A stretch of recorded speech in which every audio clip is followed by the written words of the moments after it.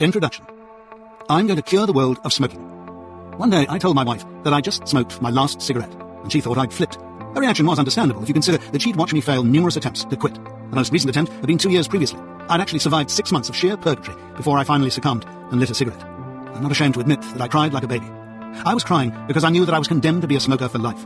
I'd put so much effort into that attempt and suffered so much misery that I knew I would never have the strength to go through that ordeal again.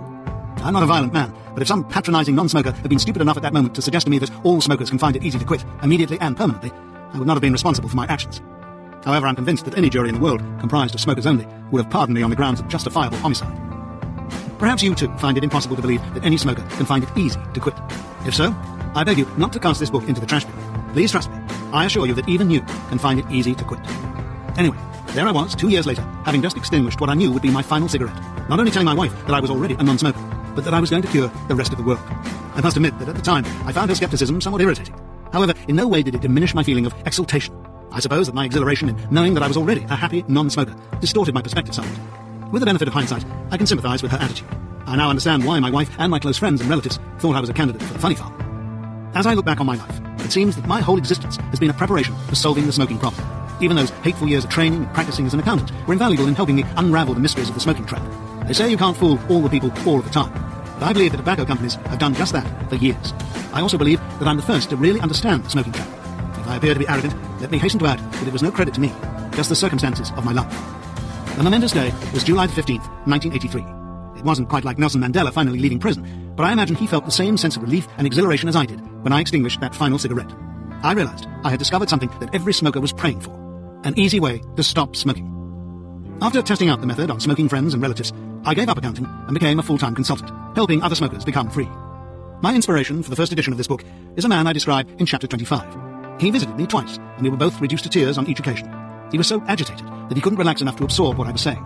I hoped that if I wrote it all down, he could read it in his own good time, as many times as he wanted to, and absorb the message.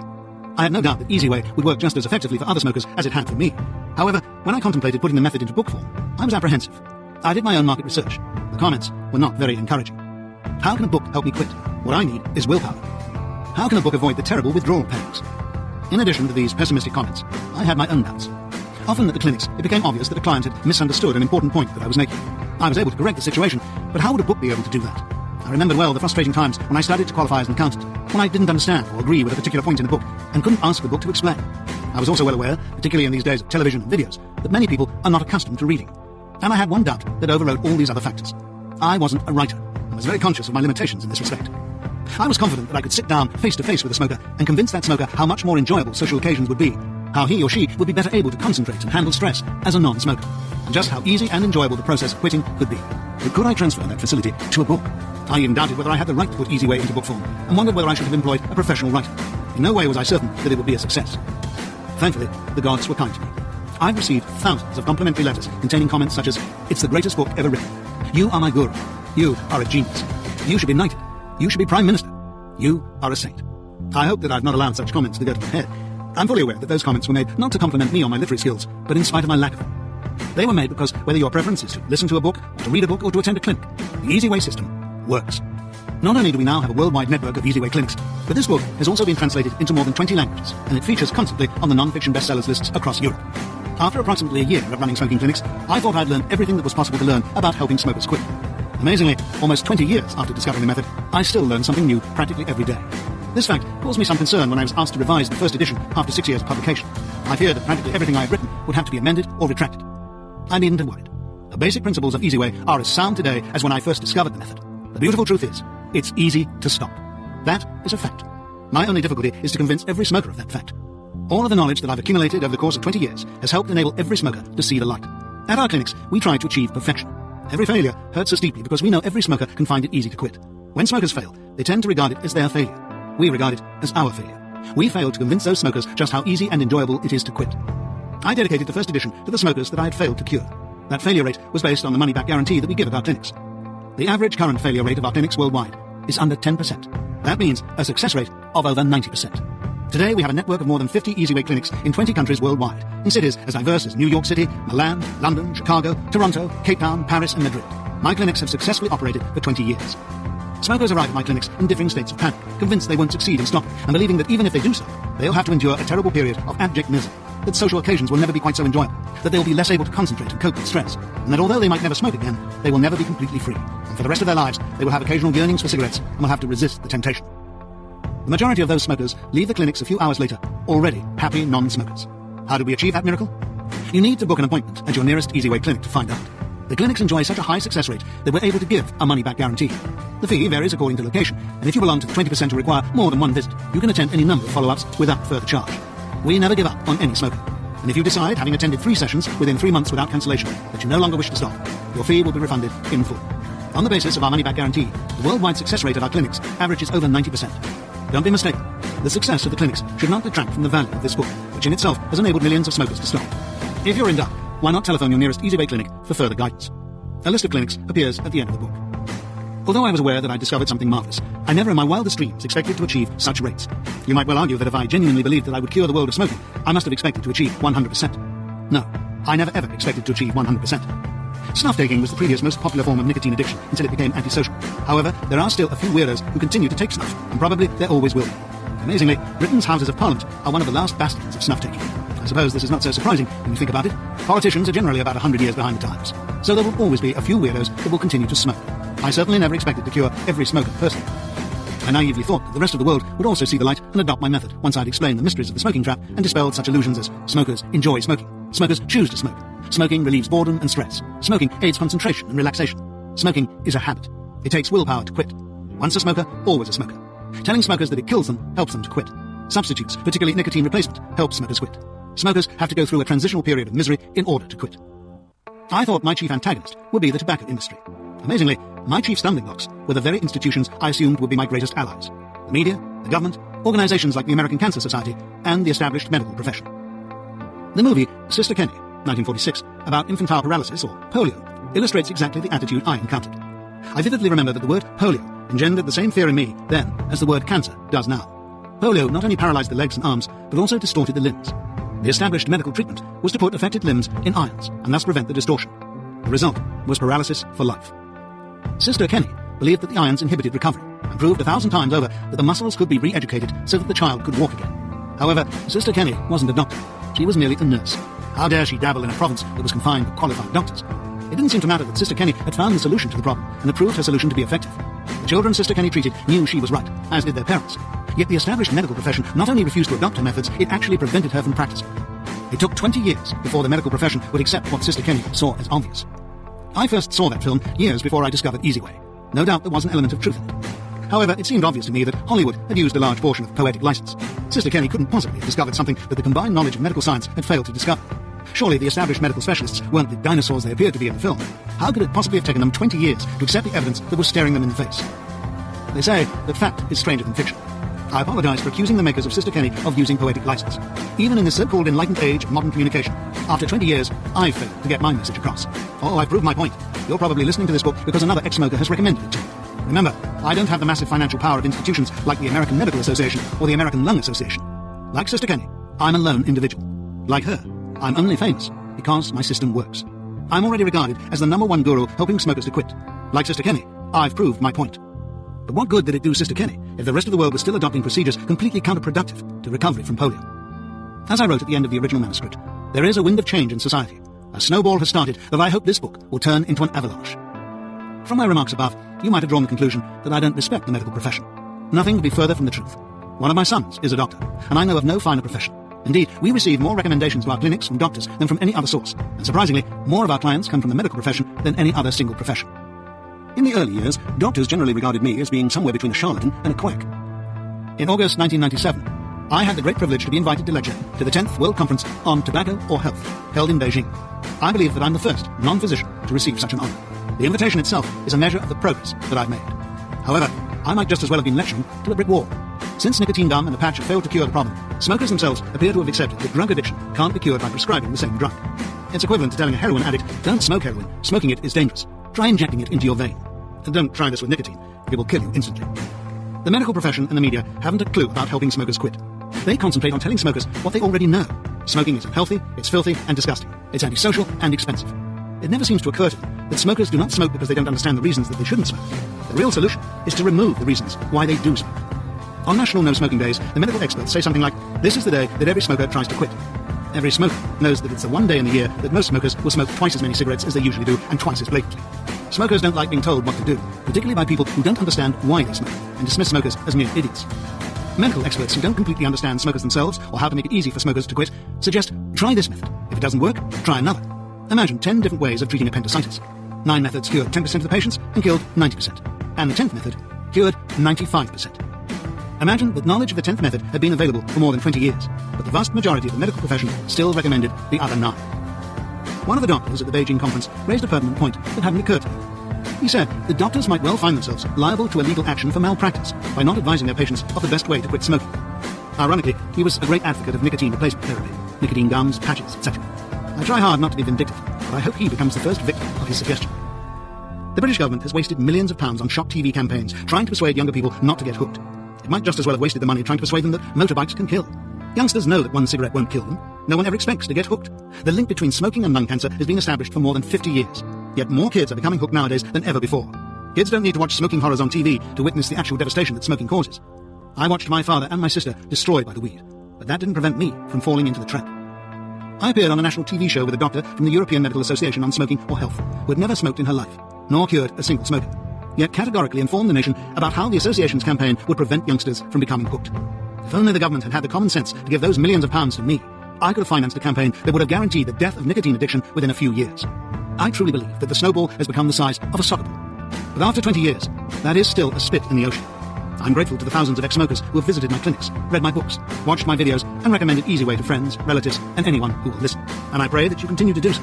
However, the snowball won't become an avalanche until the medical profession and the media stop recommending methods that make it harder to quit and accept that Easyway is not just another method, but the only sensible method to use. I don't expect you to believe me at this stage, but by the time you finish this book, you will understand. Even the comparatively few smokers we have failed say something like, I haven't succeeded yet, but your way is better than any I know.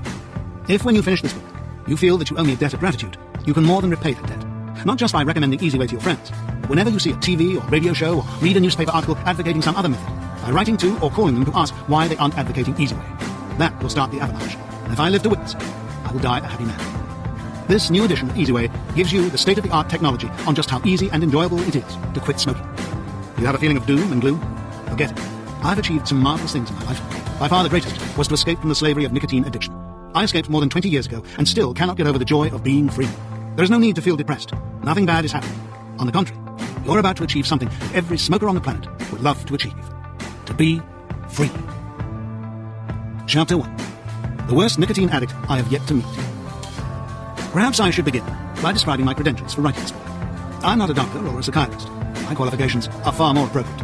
I spent 33 years of my life as a confirmed smoker. In the latter years, I smoked 100 a day on a bad day, and never fewer than 60. I made dozens of attempts to stop. I once quit for 6 months, and I was still climbing up the wall, still standing near smokers, trying to get a whiff of the tobacco, still travelling in the smokers' cars on trains. With most smokers, on the health side, it's a question of, I'll stop before it happens to me. I reached the stage where I knew it was killing me. I had a permanent headache from the pressure of the constant coughing.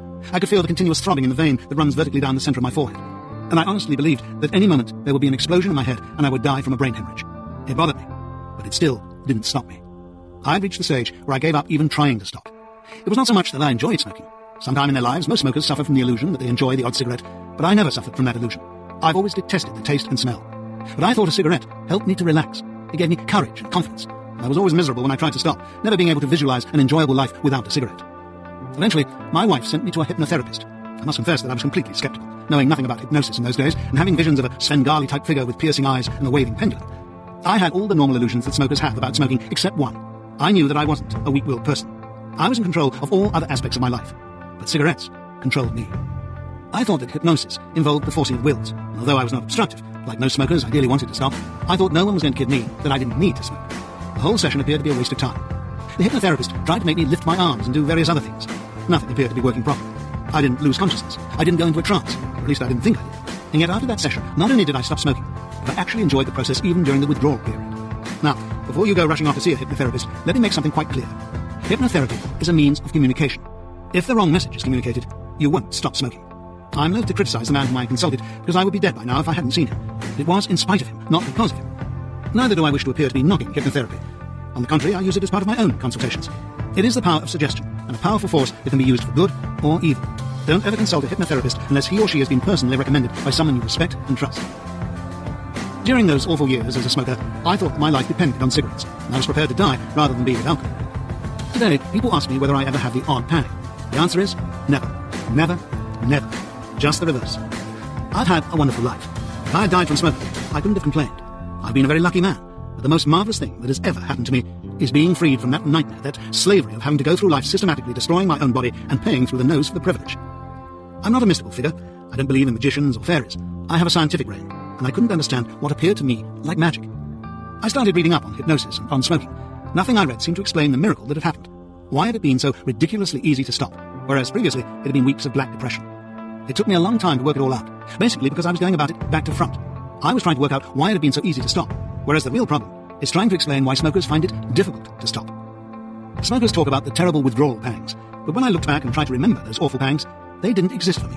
There was no physical pain. It was all in the mind. Now, my full-time profession is helping other people to kick the habit. I'm very, very successful. I've helped to cure thousands of smokers. Let me emphasize from the start, there is no such thing as a confirmed smoker. I've still not met anyone who was as badly hooked, or rather thought he was as badly hooked, as I was. It's basically fear that keeps us smoking. The fear that life will never be quite as enjoyable without cigarettes, and the fear of feeling deprived. In fact, nothing could be further from the truth. Not only is life just as enjoyable without them, but also infinitely more so in many ways. And extra health, energy and wealth are the least of the advantages. All smokers can find it easy to stop smoking. Even you. All you have to do is listen to the rest of this book with an open mind. The more you can understand, the easier you will find it to stop. Even if you don't understand a word, provided you follow the instructions, you'll find stopping easy. Most important of all, you'll not go through life moping for cigarettes or feeling deprived. The only mystery will be why you smoked for so long. Let me issue a warning. There are only two reasons for failure with my method. One, failure to carry out instructions. Some people find it annoying that I'm so dogmatic about certain recommendations. For example, I will tell you not to try cutting down or using substitutes like sweets or chewing gum, particularly anything containing nicotine. The reason why I'm so dogmatic is that I know my subject. I do not deny that there are many people who have succeeded in stopping by using such ruses, but they've succeeded in spite of, not because of. There are people who can make love standing on a hammock, but it is not the easiest way. Everything I do has a purpose, to make it easy to stop and thereby ensure success. And two, failure to understand. Do not take anything for granted. Question not only what I tell you, but also your own views and what society has taught you about smoking. For example, those of you who think it's just a habit, ask yourself why other habits, some of them enjoyable ones, are easy to break. Yet a habit that tastes awful, costs us a fortune, and kills us is so difficult to break. If you think you enjoy a cigarette, ask yourself why other things in life that are infinitely more enjoyable you can take or leave. Why do you have to have the cigarette? And why does panic set in if you don't? Chapter 2. The Easy Method.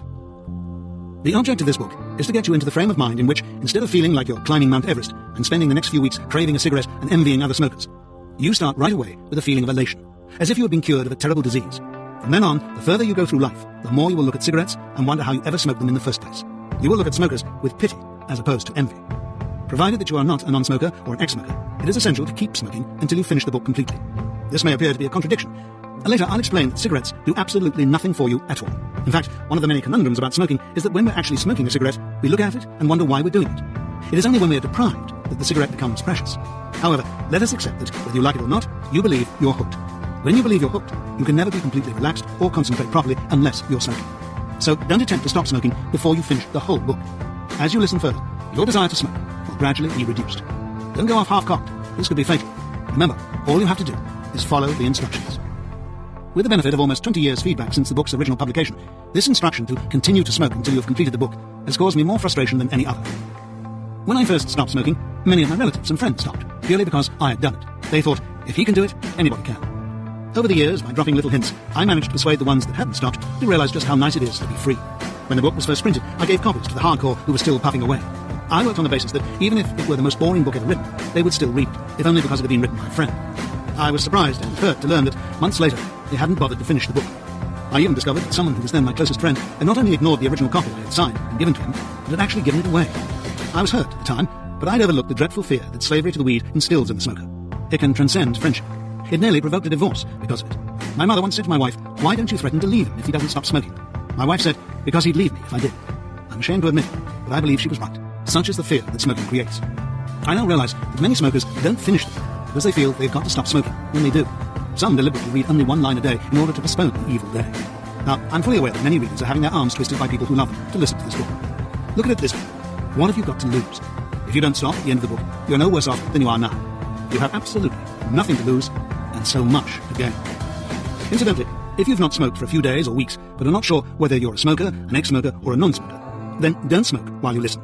In fact, you are already a non-smoker. All we've got to do is to let your brain catch up with your body. By the end of the book, you'll be a happy non-smoker. Basically, my method is the complete opposite of the normal method of trying to stop. The normal method is to list the considerable disadvantages of smoking and say, if only I can go long enough without a cigarette, eventually the desire to smoke will go. I can then enjoy life again, free of slavery to the weed.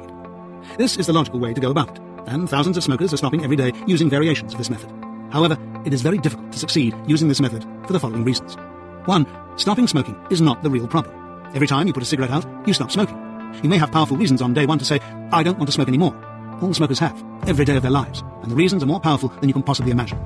The real problem is day 2, day 10, or day 10,000, when in a weak moment, an inebriated moment, or even a strong moment, you have one cigarette, and then you want another, and suddenly you're a smoker again. 2. The health scares should stop us. Our rational minds say, stop doing it, you're a fool. But in fact, the health scares make it harder. We smoke, for example, when we're nervous. Tell smokers that cigarettes are killing them, and the first thing they will do is light one. There are more cigarette butts outside the Royal Marsden Hospital, England's foremost cancer treatment establishment, than outside any other hospital in the country. 3. All reasons for stopping actually make it harder for 2 other reasons. First, they create a sense of sacrifice. We're always being forced to give up our little friend or prop or vice or pleasure, whichever way the smoker sees it. Secondly, they create a blind. We don't smoke because we don't understand the reasons we should stop. The real question is, why do we want or need to do it? The easy method is basically this. Initially, to forget the reasons we'd like to stop, to face the cigarette problem, and to ask ourselves the following questions. 1. What is it doing for me? 2. Do I actually enjoy it? And 3. Do I really need to go through life, paying through the nose, just to stick these things in my mouth and suffocate myself? The beautiful truth is that it does absolutely nothing for you at all. Let me make it quite clear. I don't mean that the disadvantages of being a smoker outweigh the advantages. All smokers know that all their lives. I mean there are not any advantages from smoking. The only advantage it ever had was the social class. Nowadays, even smokers themselves regard it as an antisocial habit. Most smokers find it necessary to rationalize why they smoke, but the reasons are all fallacies and illusions. The first thing we're going to do is to remove these fallacies and illusions. In fact, you'll realize that there is nothing to give up. Not only is there nothing to give up, but there are also marvelous positive gains from being a non-smoker, and health and money are only 2 of these. Once the illusion that life will never be quite as enjoyable without the cigarette is removed, once you realize that not only is life just as enjoyable without it, but infinitely more so, once the feeling of being deprived or of missing out is eradicated, then we can go back to reconsider the health and money, and the dozens of other reasons for stopping smoking. These realizations will become positive additional aids to help you achieve what you really desire, and enjoy the whole of your life, free from the slavery of the weed. Chapter 3. Why is it difficult to stop? As I explained earlier, I got interested in this subject because of my own addiction. When I finally stopped, it was like magic. When I previously tried to stop, there were weeks of black depression. There would be odd days when I was comparatively cheerful, but the next day, I was depressed again. It was like clawing your way out of a slippery pit. You feel you're near the top, you see the sunshine, and then find yourself sliding down again. Eventually, you light that cigarette. It tastes awful, and you try to work out why you have to do it. One of the questions I always ask smokers prior to my consultations is, do you want to stop smoking? In a way, it's a stupid question. All smokers would love to stop smoking. If you say to the most confirmed smoker, if you could go back in time before you became hooked, with the knowledge you have now, would you have started smoking? No way, is the reply. Say to the most confirmed smoker, someone who doesn't think that it injures his health, who's not worried about the social stigma, and who can afford it. There are not many about these days. Do you encourage your children to smoke? No way, is the reply. All smokers feel that something evil has got possession of them. In the early days, it's a matter of, I'm going to stop, not today, but tomorrow. Eventually we get to the stage where we think either that we haven't got the willpower, or that there is something inherent to the cigarette that we must have in order to enjoy life. As I said previously, the problem is not explaining why it's easy to stop. It's explaining why it is difficult. In fact, the real problem is explaining why anybody does it in the first place, or why at one time more than 60% of the population in Britain was smoking. The whole business of smoking is an extraordinary enigma. The only reason we get onto it is because thousands of people are already doing it. Yet every one of them wishes he or she had not started in the first place, telling us that it's a waste of time and money. We can't quite believe that they're not enjoying it. We associate it with being grown up, work hard to become hooked ourselves. We then spend the rest of our lives telling our own children not to do it, and trying to kick the habit ourselves. We also spend the rest of our lives paying through the nose. The average 20-a-day smoker spends $100,000 or more in his or her lifetime on cigarettes. What do we do with that money? It wouldn't be so bad if we just set light to it. We actually use it systematically to congest our lungs with cancerous tars, progressively to clutter up and poison our blood vessels. Each day, we are increasingly starving every muscle and organ of oxygen, so that each day, we become more lethargic. We sentence ourselves to a lifetime of filth, bad breath, stained teeth, burnt clothes, filthy ashtrays, and the foul smell of stale tobacco. It is a lifetime of slavery. We spend half our lives in situations in which society forbids us to smoke. Churches, hospitals, schools, trains, theatres, and the like. Or when we're trying to cut down or stop, feeling deprived. The rest of our smoking lives is spent in situations where we are allowed to smoke, but wish we didn't have to. What sort of hobby is it that when you're doing it, you wish you weren't? And when you're not doing it, you crave it? It's a lifetime of being treated by half of society like some sort of leper, and worst of all, a lifetime of an otherwise intelligent, rational human being going through life in self-contempt. The smoker despises himself every National Non-Smoking Day. Every time he inadvertently reads the government health warning, or there's a cancer scare or a bad breath campaign. Every time he gets congested or has a pain in the chest. Every time he is the lone smoker in company with non-smokers. Having to go through life with these awful black shadows at the back of his mind, what does he get out of it? Absolutely nothing. Pleasure, enjoyment, relaxation, a prop, a boost. All illusions. Unless you consider the wearing of tight shoes to enjoy the removal of them as some sort of pleasure. As I've said, the real problem is trying to explain not only why smokers find it difficult to stop, but why anybody smokes at all. You're probably saying, well, that's all very well. I know this, but once you're hooked on these things, it's very difficult to stop. But why is it so difficult? And why do we have to do it? Smokers search for the answer to these questions all of their lives. Some say it's because of the powerful withdrawal symptoms. In fact, the actual withdrawal symptoms from nicotine are so mild, as you'll hear in Chapter 6, that most smokers have lived and died without ever realizing their drug addicts. Some say cigarettes are very enjoyable. They aren't. They are filthy, disgusting objects. Ask any smoker who thinks he smokes only because he enjoys a cigarette. If, when he hasn't got his own brand, and can only obtain a brand he finds distasteful, he stops smoking. Smokers would rather smoke old rope than not smoke at all. Enjoyment has nothing to do with it. I enjoy lobster, but I never got to the stage where I had to have 20 lobsters hanging around my neck. With other things in life, we enjoy them while we're doing them, but we don't sit feeling deprived when we're not. Some search for deep psychological reasons, the Freudian syndrome, the child at the mother's breast. Really, it's just the reverse. The usual reason we start smoking is to show we're grown up and mature. If we had to suck a pacifier in public, we would die of embarrassment. Some think the appeal is the reverse, the macho effect of breathing smoke or fire down your nostrils. Again, this argument has no substance. A burning cigarette in the ear would appear ridiculous. How much more ridiculous to breathe cancer-triggering tars into your lungs? Some say it's something to do with my hands. So why light it? It's oral satisfaction. So why light it? It's the feeling of the smoke going into my lungs. An awful feeling. It's called suffocation. Many believe smoking relieves boredom. This is also a fallacy. Boredom is a frame of mind. There is nothing interesting about a cigarette. For 33 years, my reason was that it relaxed me, gave me confidence, courage. I also knew it was killing me and costing me a fortune. Why didn't I go to my doctor and ask him for an alternative to relax and give me courage and confidence? I didn't go because I knew he would suggest an alternative. It wasn't my reason. It was my excuse. Some say they only do it because their friends do it. Are they really that stupid? If so, they should pray that their friends don't start cutting their heads off to cure a headache. Most smokers who think about it eventually come to the conclusion that it's just a habit. This is not really an explanation, but once all the usual rational explanations have been discounted, it appears to be the only remaining excuse. Unfortunately, this explanation is equally illogical. Every day of our lives we change habits, and some of them are very enjoyable. We've been brainwashed into believing that smoking is a habit, and that habits are difficult to break. Are habits difficult to break? In the United Kingdom, we're in the habit of driving on the left side of the road. Yet when we drive on the European continent or in the United States, we immediately break that habit with hardly any aggravation whatsoever. It's clearly a fallacy that habits are hard to break. The fact is, we make and break habits every day of our lives. So why do we find it difficult to break a habit that tastes awful, that kills us, that costs us a fortune, that is filthy and disgusting, and that we would love to break anyway? And all we have to do is to stop doing it. The answer is that smoking is not habit. It is nicotine addiction. Most smokers find it difficult to give up smoking because they don't understand drug addiction. Their main reason is that they're convinced they get some genuine pleasure and or crutch from smoking, and believe that they're making a genuine sacrifice if they quit. The beautiful truth is that once you understand nicotine addiction and the true reasons why you smoke, you'll stop doing it, just like that. And within 3 weeks, the only mystery will be why you found it necessary to smoke as long as you did, and why you cannot persuade other smokers how nice it is to be a non-smoker. Chapter 4. The Sinister Trap.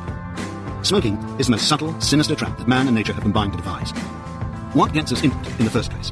The thousands of adults who are already doing it. They even warn us that it's a filthy, disgusting habit that will eventually destroy us and cost us a fortune. But we can't believe that they're not enjoying it. One of the many pathetic aspects of smoking is how hard we have to work in order to become hooked. It's the only trap in nature that has no lure, no piece of cheese. The thing that springs the trap is not that cigarettes taste so good, it's that they taste so awful. If that first cigarette tasted good, alarm bells would ring, and as intelligent human beings, we could then understand why half the adult population was systematically paying through the nose to poison itself. But because that first cigarette tastes awful, our young minds are reassured that we will never become hooked, and we think that because we're not enjoying cigarettes, we can stop whenever we want to.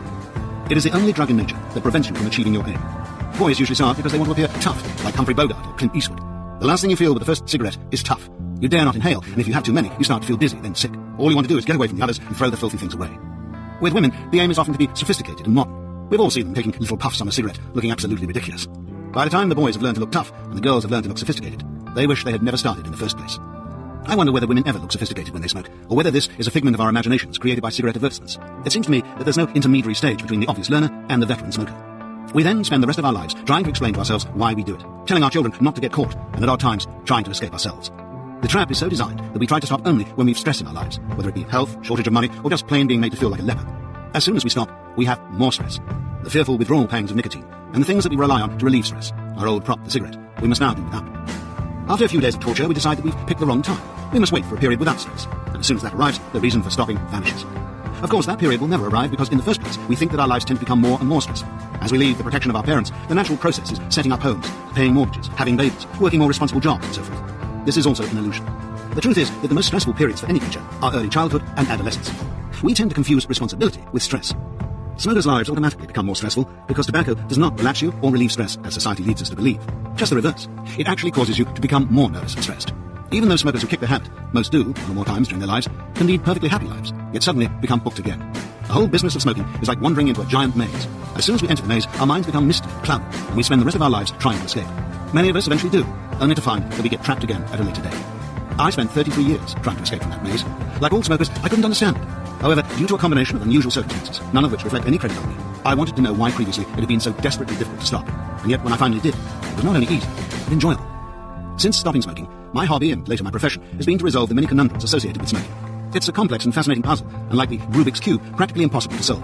However, like all complicated puzzles, if you know the solution, it's easy. I have the solution to stopping smoking easily. I'll lead you out of the maze and ensure that you'll never wander into it again. All you have to do is follow the instructions. If you take a wrong turn, the rest of the instructions will be pointless. Let me emphasize that anybody can find it easy to stop smoking. But first, we need to establish the facts. No, I don't mean the scary facts. I know you're already aware of them. There's already enough information on the evils of smoking. If that were going to stop you, you would already have stopped. I mean, why do we find it difficult to stop? In order to answer this question, we need to know the real reason why we're still smoking. Chapter 5. Why do we carry on smoking? We all start smoking for stupid reasons, usually social pressures or social occasions.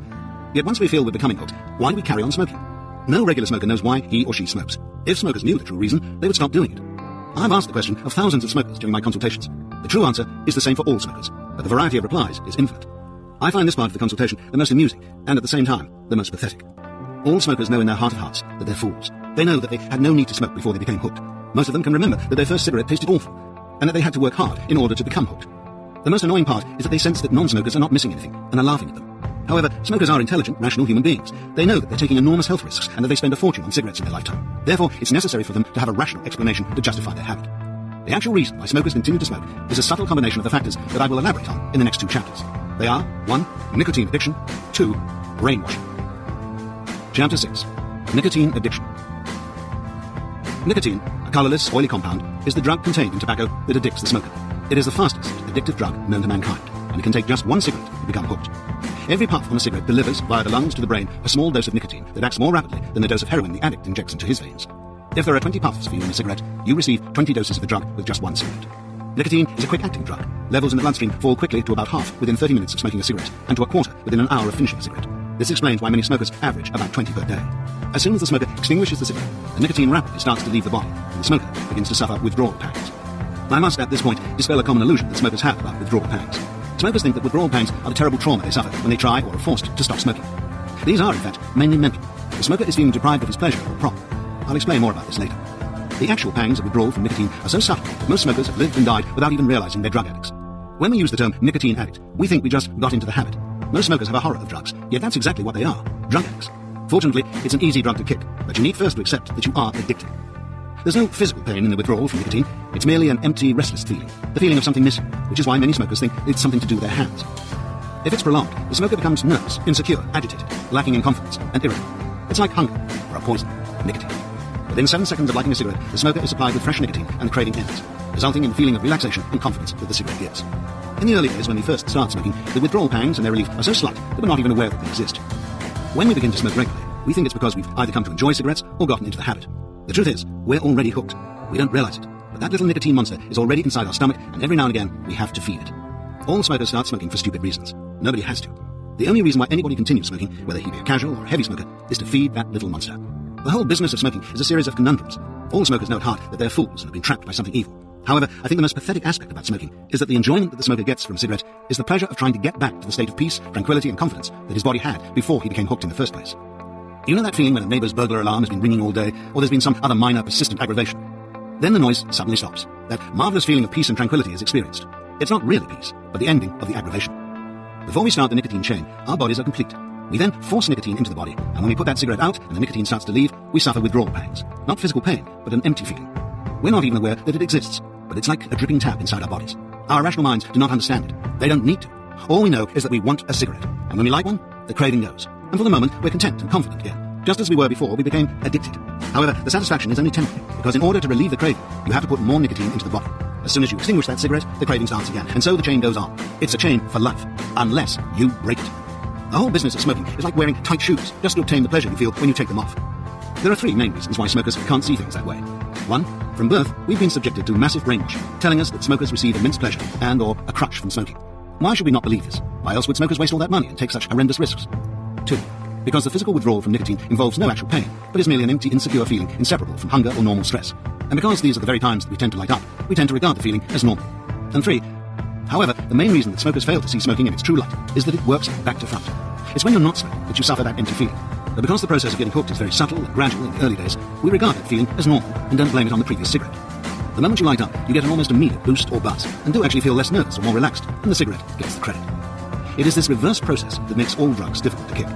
Picture the panic state of a heroin addict who has no heroin. Now picture the utter joy when that addict can finally plunge a hypodermic needle into his vein. Can you visualize someone actually getting pleasure by injecting him or herself, or does the mere thought fill you with horror? Non-heroin addicts don't suffer that panic feeling. The heroin doesn't relieve it. On the contrary, it causes it. Non-smokers don't suffer the empty feeling of needing a cigarette or start to panic when the supply runs out. Non-smokers can't understand how smokers can possibly obtain pleasure from sticking those filthy things in their mouths, setting light to them, and actually inhaling the filth into their lungs. And you know something? Smokers can't understand why they do it either. We talk about smoking being relaxing or giving satisfaction, but how can you be satisfied unless you were dissatisfied in the first place? Why don't non-smokers suffer from this dissatisfied state? And why after a meal, when non-smokers are completely relaxed, are smokers completely unrelaxed until they have satisfied that little nicotine monster? Forgive me if I dwell on this subject for a moment. The main reason that smokers find it difficult to quit is that they believe that they're giving up a genuine pleasure or crutch. It's absolutely essential to understand that you are giving up nothing whatsoever. The best way to understand the subtleties of the nicotine trap is to compare it with eating. If we're in the habit of eating regular meals, we're not aware of being hungry between meals. Only if a meal is delayed are we aware of being hungry, and even then, there's no physical pain, just that empty, insecure feeling we know as, I need to eat. And the process of satisfying our hunger is a very pleasant pastime. Smoking appears to be almost identical. That empty, insecure feeling we know as wanting or needing a cigarette is identical to a hunger for food, although one will not satisfy the other. Like hunger, there is no physical pain, and the feeling is so imperceptible that we're not even aware of it between cigarettes. It's only if we want to light up and aren't allowed to do so that we become aware of any discomfort. But when we do light up, we feel satisfied. It is this similarity to eating that helps fool smokers into believing that they receive some genuine pleasure. Some smokers find it very difficult to grasp that there is no pleasure or crutch whatsoever to smoking. Some argue, how can you say there's no crutch? You tell me when I light up that I'll feel less nervous than before. Although eating and smoking appear to be very similar, they are in fact exact opposites. 1. We eat to survive and prolong our lives, whereas smoking shortens our lives. 2. Food genuinely tastes good, and eating is a genuinely pleasant experience that we enjoy throughout our lives, whereas smoking involves breathing foul and poisonous fumes into our lungs. And 3. Eating doesn't create hunger and genuinely relieves it, whereas the first cigarette starts the craving for nicotine, and each subsequent one, far from relieving it, ensures that you continue to suffer that craving for the rest of your life. This is an opportune moment to dispel another common myth about smoking, that smoking is a habit. Is eating a habit? If you think so, try breaking it completely.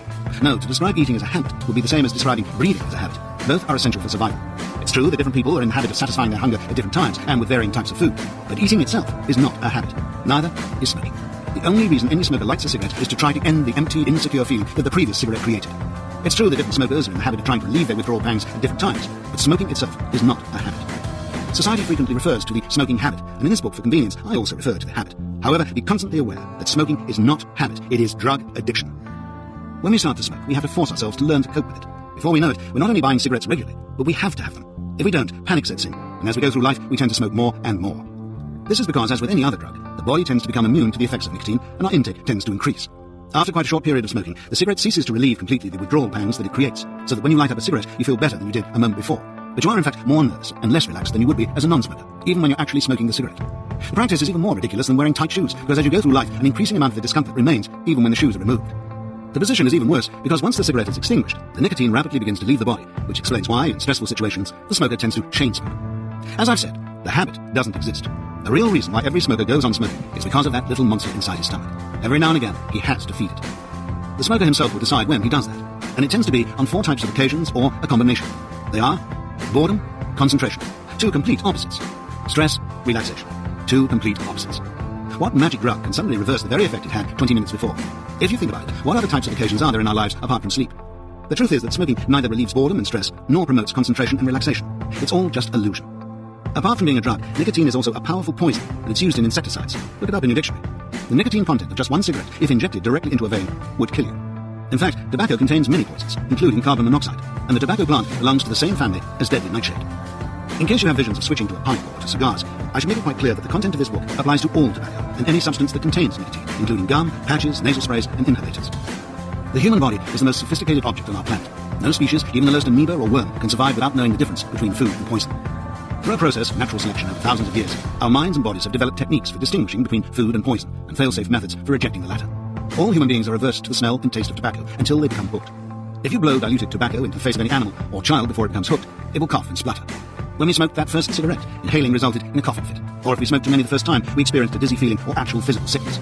It was our body telling us, "You are feeding me poison, stop doing it."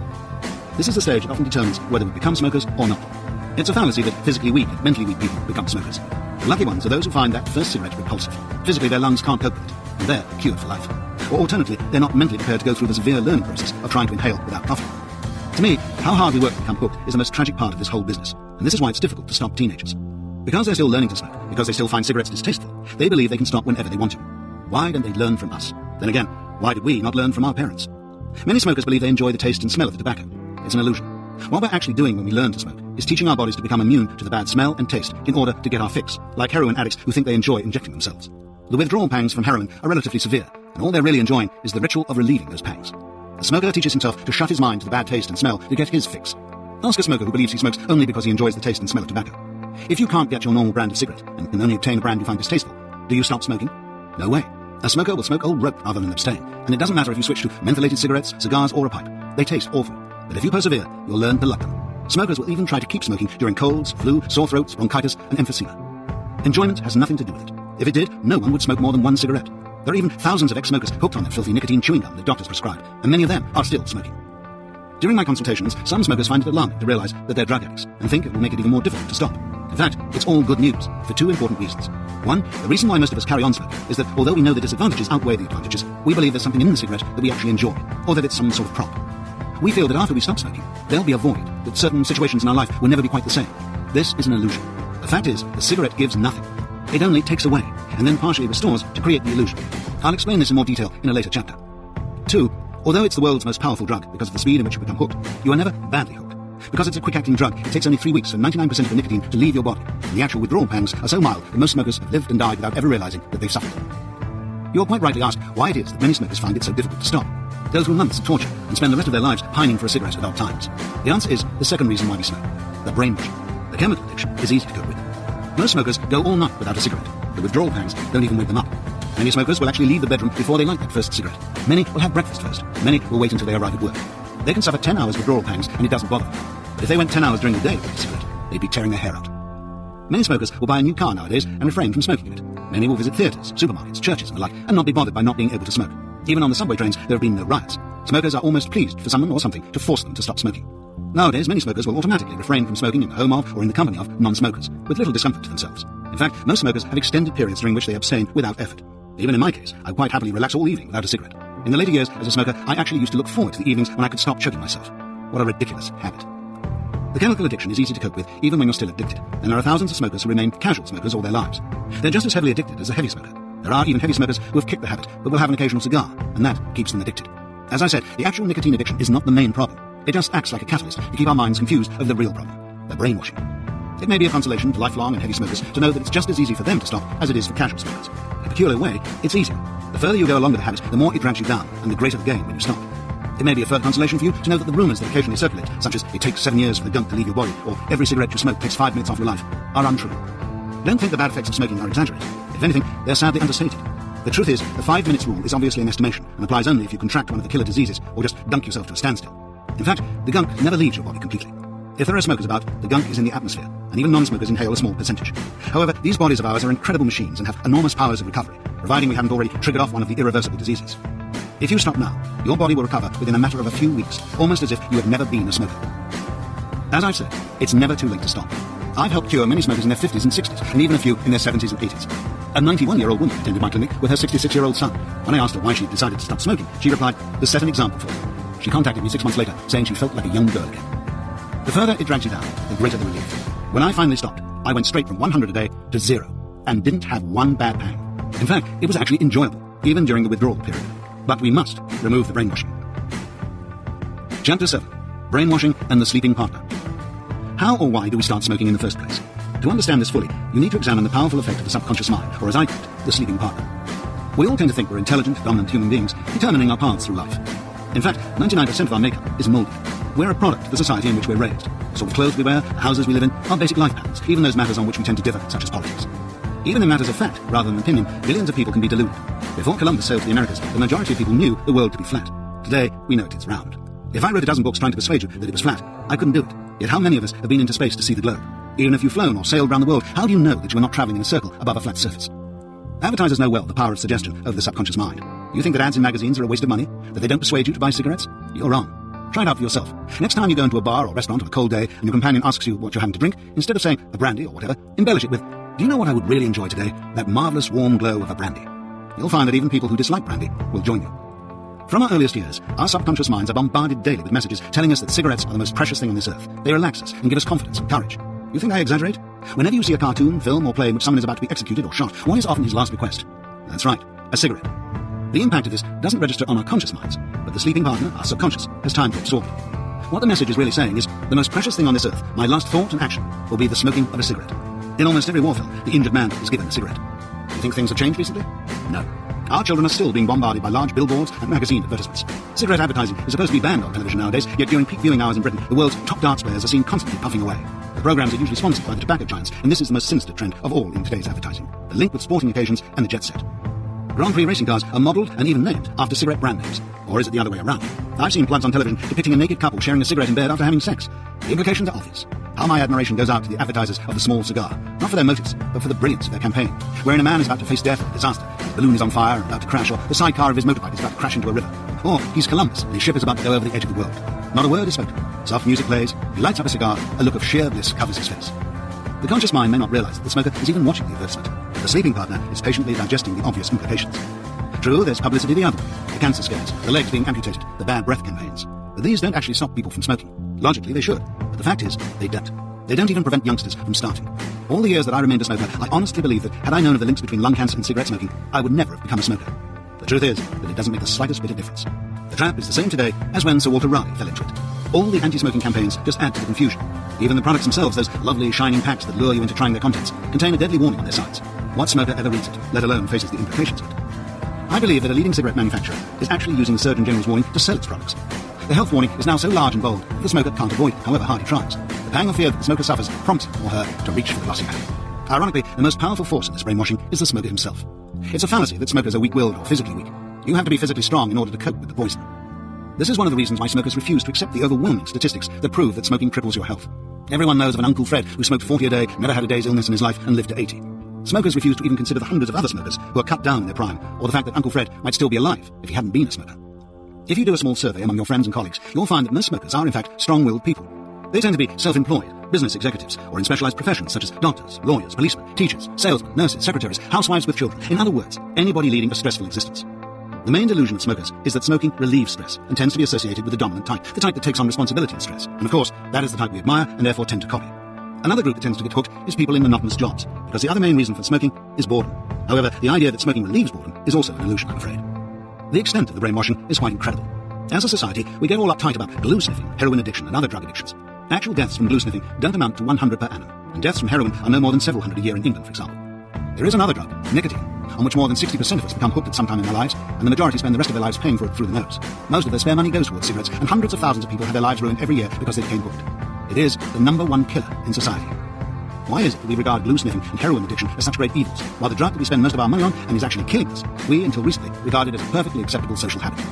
In recent years, it has been considered a slightly unsociable habit that may injure your health, but it's legal and on sale in glossy packs in newsstands, bars, clubs and restaurants. The biggest vested interest in Britain is the government. It makes £8 billion per year from smokers, and the tobacco companies spend over £100 million per year in promotion alone. You need to start building resistance to this brainwashing, just as if you were buying a car from a second-hand dealer. You would be nodding politely, but you wouldn't believe a word the man was saying. Start looking at the filth and poison beneath these glossy packs. Don't be fooled by the cut glass ashtrays, the gold lighter, or the millions who've been conned. Start asking yourself, why am I doing it? Do I really need to? No, of course you don't. I find this brainwashing aspect the most difficult of all to explain. Why is it that an otherwise rational, intelligent human being becomes a complete imbecile about his own addiction? It pains me to confess that out of the thousands of people I've assisted in kicking the habit, I was the biggest idiot of all. Not only did I reach 100 a day myself, but my father was a heavy smoker. He was a strong man, cut down in his prime due to smoking. I can remember watching him when I was a boy. He would be coughing and spluttering in the mornings. I could see he wasn't enjoying it, and it was obvious to me that something evil had gotten possession of him. I can remember saying to my mother, "Don't ever let me become a smoker." At the age of 15, I was a physical fitness fanatic. Sports were my life, and I was full of courage and confidence. If anybody had said to me in those days that I would end up smoking 100 cigarettes a day, I would have gambled my lifetime's earnings that it wouldn't happen, and I would have given any odds that had been asked. By the age of 40, I was a physical and mental cigarette junkie. I reached the stage where I couldn't carry out the most mundane physical or mental act without first lighting up. With most smokers, the triggers are the normal stresses of life, like answering the telephone or socializing. I couldn't even change a television channel or a light bulb without lighting up. I knew it was killing me. There was no way I could kid myself otherwise. But I can't understand why I couldn't see what it was doing to me mentally. It was almost jumping up and biting me on the nose. The ridiculous thing is that most smokers suffer the delusion at some time in their life that they enjoy a cigarette. I never suffered that delusion. I smoked because I thought it helped me concentrate, and because it helped my nerves. Now that I'm a non-smoker, the most difficult part is trying to believe that those days actually happened. It's like awakening from a nightmare, and that's about the size of it. Nicotine is a drug, and your senses are drugged. Your taste buds, your sense of smell. The worst aspect of smoking isn't the injury to your health or pocket, it's the warping of the mind. You search for any plausible excuse to go on smoking. I remember at one stage switching to a pipe after a failed attempt to kick cigarettes, in the belief that it was less harmful and would cut down my intake. Some of those pipe tobaccos are absolutely foul. The aroma can be pleasant, but they're awful for smoke. I can remember that for about 3 months, the tip of my tongue was as sore as a boil. A liquid brown goo collects in the bottom of the pipe bowl. Occasionally you unwittingly bring the bowl above the horizontal, and before you realise it, you've swallowed a mouthful of the filthy stuff. The result is that you usually throw up immediately, no matter whose company you're in. It took me 3 months to learn to cope with the pipe, but what I can't understand is why I didn't sit down sometime during that 3 months and ask myself why I was subjecting myself to the torture. Of course, having learned to cope with the pipe, no one appears more contented than pipe smokers. Most of them are convinced that they smoke because they enjoy the pipe. But why did they have to work so hard to learn to like it when they were perfectly happy without it? The answer is that once you've become addicted to nicotine, the brainwashing is increased. Your subconscious mind knows that the little monster has to be fed, and you block everything else from your mind. As I've already stated, it's fear that keeps people smoking. The fear of that empty, insecure feeling that comes when you stop supplying nicotine. Because you're not aware of it doesn't mean it isn't there. You don't have to understand it, any more than a cat needs to understand where the underfloor hot water pipes are. The cat just knows that if it sits in a certain place, it gets a feeling of warmth. It's the brainwashing that is the main difficulty in giving up smoking. The brainwashing of our upbringing in society reinforced with the brainwashing from our own addiction, and, most powerful of all, the brainwashing of our friends, relatives and colleagues. Did you notice that up to now, I frequently refer to giving up smoking? I use the expression at the beginning of the previous paragraph. This is a classic example of the brainwashing. The expression implies a genuine sacrifice. The beautiful truth is that there is absolutely nothing to give up. On the contrary, you'll be freeing yourself from a terrible disease and achieving marvellous positive gains. We're going to start removing this brainwashing now. From this point on, no longer will we refer to giving up, but to stopping, quitting, or the true position, escaping. The only thing that persuades us to smoke in the first place is all the other people doing it. We feel we're missing out. We work so hard to become hooked, yet nobody ever finds out what he or she has been missing. But every time we see another smoker, he reassures us that there must be something in it. Otherwise, he wouldn't be doing it. Even when he's kicked the habit, the ex-smoker feels he's being deprived when a smoker lights up at a party or other social function. He feels safe. He can have just one. And before he knows it, he's hooked again. This brainwashing is very powerful, and you need to be aware of its effects. Many older smokers in Britain remember the Paul Temple detective series, a very popular radio show after World War II. One of the episodes dealt with addiction to marijuana. Unbeknownst to the smoker, wicked men were selling cigarettes that contained pot. There were no harmful effects. People merely became addicted and had to go on buying the cigarettes. During my consultations, literally hundreds of smokers have admitted to trying pot. None of them said they became hooked on it. I was about 7 years old when I listened to the program. It was my first knowledge of drug addiction. The concept of addiction, being compelled to go on taking the drug, filled me with horror, and even to this day, in spite of the fact that I'm fairly convinced that pot is not addictive, I wouldn't dare to take one puff of marijuana. How ironic that I should have ended up a junkie on the world's #1 addictive drug. If only Paul Temple had warned me about the cigarette itself. How ironic, too, that more than 60 years later, mankind spends millions on cancer research, yet many millions more are spent persuading healthy teenagers to become hooked on the filthy weed, with government having the largest vested interest. We're about to remove the brainwashing. It's not the non-smoker who's being deprived, but the poor smoker who's forfeiting a lifetime of health, energy, wealth, peace of mind, confidence, courage, self-respect, happiness, and freedom. And what does the smoker gain from these considerable sacrifices? Absolutely nothing, except the illusion of trying to get back to the state of peace, tranquility, and confidence that the non-smoker enjoys all the time. Chapter 8. Relieving withdrawal pangs. As I explained earlier, smokers think they smoke for enjoyment, relaxation, or some sort of boost. In fact, this is an illusion. The actual reason is the relief from withdrawal pangs. In the early days, we used the cigarette as a social prop. We can take it or leave it. However, the subtle shame has started. Our subconscious mind begins to learn that a cigarette taken at certain times tends to be pleasurable. As you become hooked on the drug, the need to relieve the withdrawal pangs increases. The further the cigarette drags you down, the more you're fooled into believing it's doing the opposite. It all happens so slowly, so gradually, you're not even aware of it. Each day you feel no different from the day before. Most smokers don't even realize they're hooked until they actually try to stop, and even then, many won't admit to it. A few stalwarts just keep their heads in the sand all their lives, trying to convince themselves and other people that they enjoy it. I've had the following conversation with hundreds of teenagers. Me. Do you realize that nicotine is a drug, and that the only reason why you're smoking is that you can't stop? Teenager. Nonsense. I enjoy it. If I didn't, I would stop. Me. Just stop for a week to prove to me you can if you want to. Teenager. No need. I enjoy it. If I wanted to stop, I would. Me. Just stop for a week to prove to yourself that you're not hooked. Teenager. What's the point? I enjoy it. As already stated, Smokers tend to relieve their withdrawal pangs at times of stress, boredom, concentration, relaxation, or a combination of these. This point is explained in greater detail in the next few chapters. Chapter 9. Stress. I'm referring not only to the great tragedies of life, but also to the minor stresses, the socializing, the telephone calls, the anxieties of the parent with noisy young children, and so on. Let's use the telephone conversation as an example. For most people, the telephone is slightly stressful, particularly for people in business. Most calls aren't from satisfied customers or your boss congratulating you. There's usually some sort of aggravation, something going wrong, or somebody making demands. At that time, the smoker, if not already doing so, will light up a cigarette. The smoker doesn't know or think about why he does this, but for some reason, it appears to help. What has actually happened is this. Without being conscious of it, the smoker has already been suffering aggravation, the withdrawal pangs. By partially relieving that aggravation at the same time as normal stress, the total stress is reduced and the smoker gets a boost. At this point, the boost is not in fact an illusion. The smoker will feel better than before lighting the cigarette. However, even when smoking that cigarette, the smoker is more tense than the non-smoker, because the more you get into the drug, the more it knocks you down, and the less it restores you when you smoke. I promise no shock treatment. In the example I'm about to give, I'm not trying to shock you. I'm merely emphasizing that cigarettes destroy your nerves rather than relax them. Try to imagine getting to the stage where a doctor tells you that unless you stop smoking, he's going to have to remove your legs. Just for a moment, pause and try to visualize life without your legs. Try to imagine the frame of mind of a man who, issued that warning, actually continues smoking and then has his legs removed. I used to hear stories like that and then would dismiss them as nonsense. In fact, I used to wish a doctor would tell me that. Then I would have stopped. Yet I was already fully expecting any day to have a brain hemorrhage and lose not only my legs, but also my life. I didn't think of myself as crazy, just a heavy smoker. Such stories are not nonsense.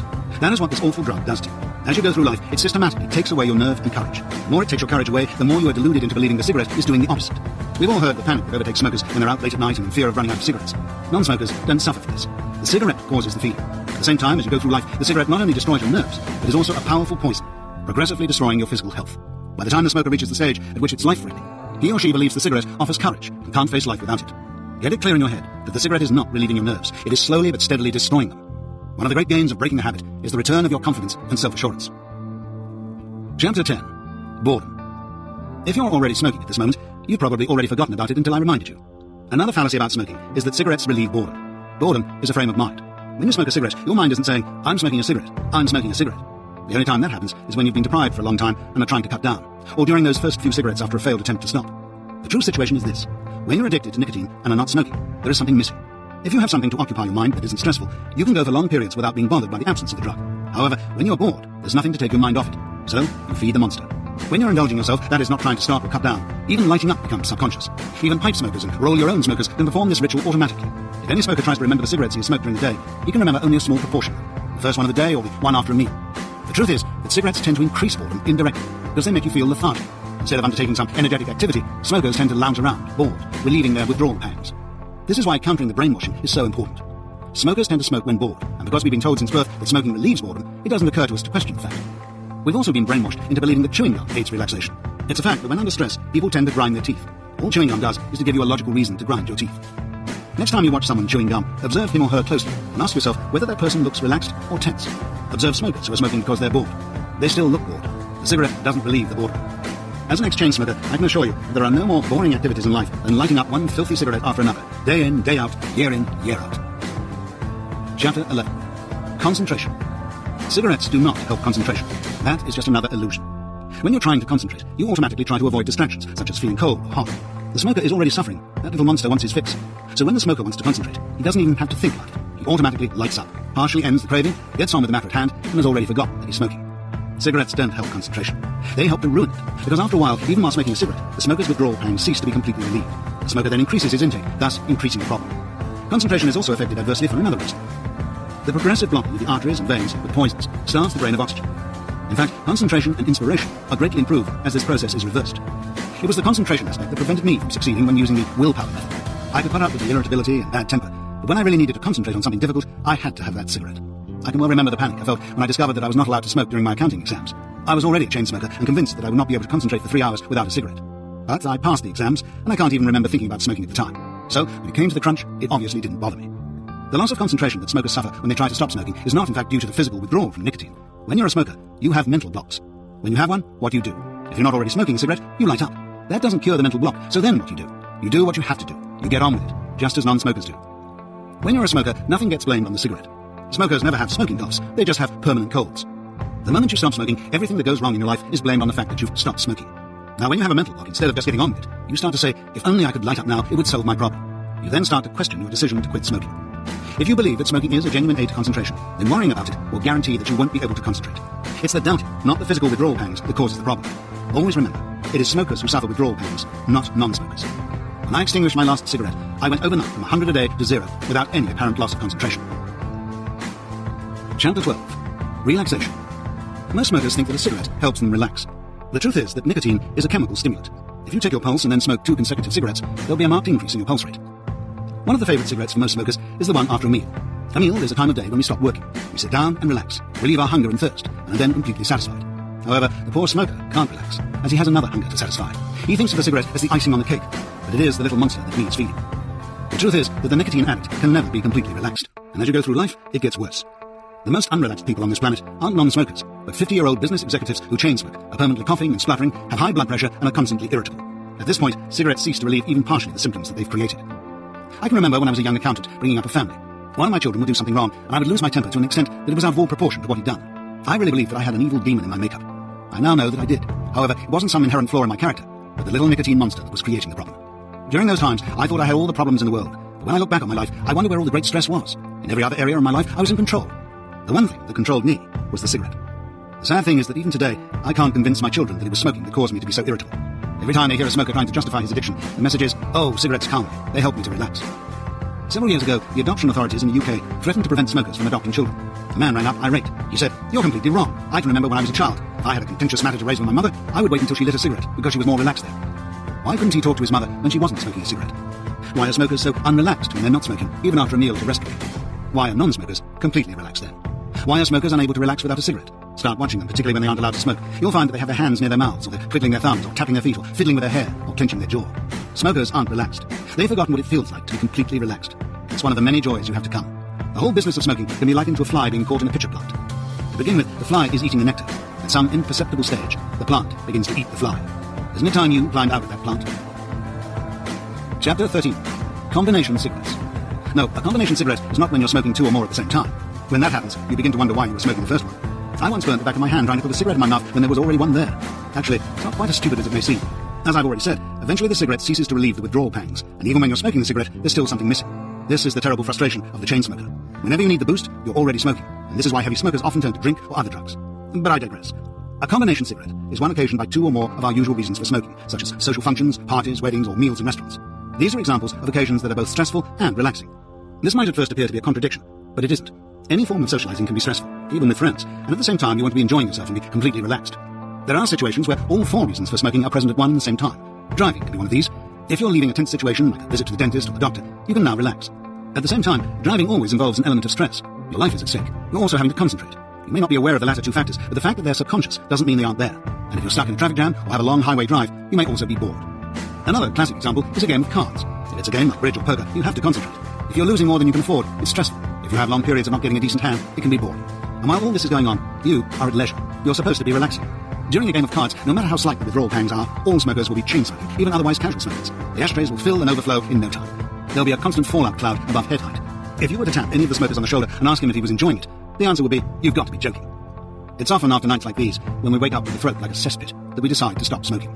These combination cigarettes are often special ones, the ones that we think we'll miss most when we're contemplating stopping smoking. We think that life will never be quite as enjoyable again. In fact, it is the same principle at work. These cigarettes simply provide relief from withdrawal pangs. At certain times, we have greater need to relieve pangs than at others. Let's make this quite clear. It is not the cigarette that is special, it is the occasion. Once we've removed the need for the cigarette, such occasions will become more enjoyable, and stressful situations less stressful. This will be explained in greater detail in the next chapter. Chapter 14. What am I giving up? Absolutely nothing. The thing that makes it difficult for us to give up is fear.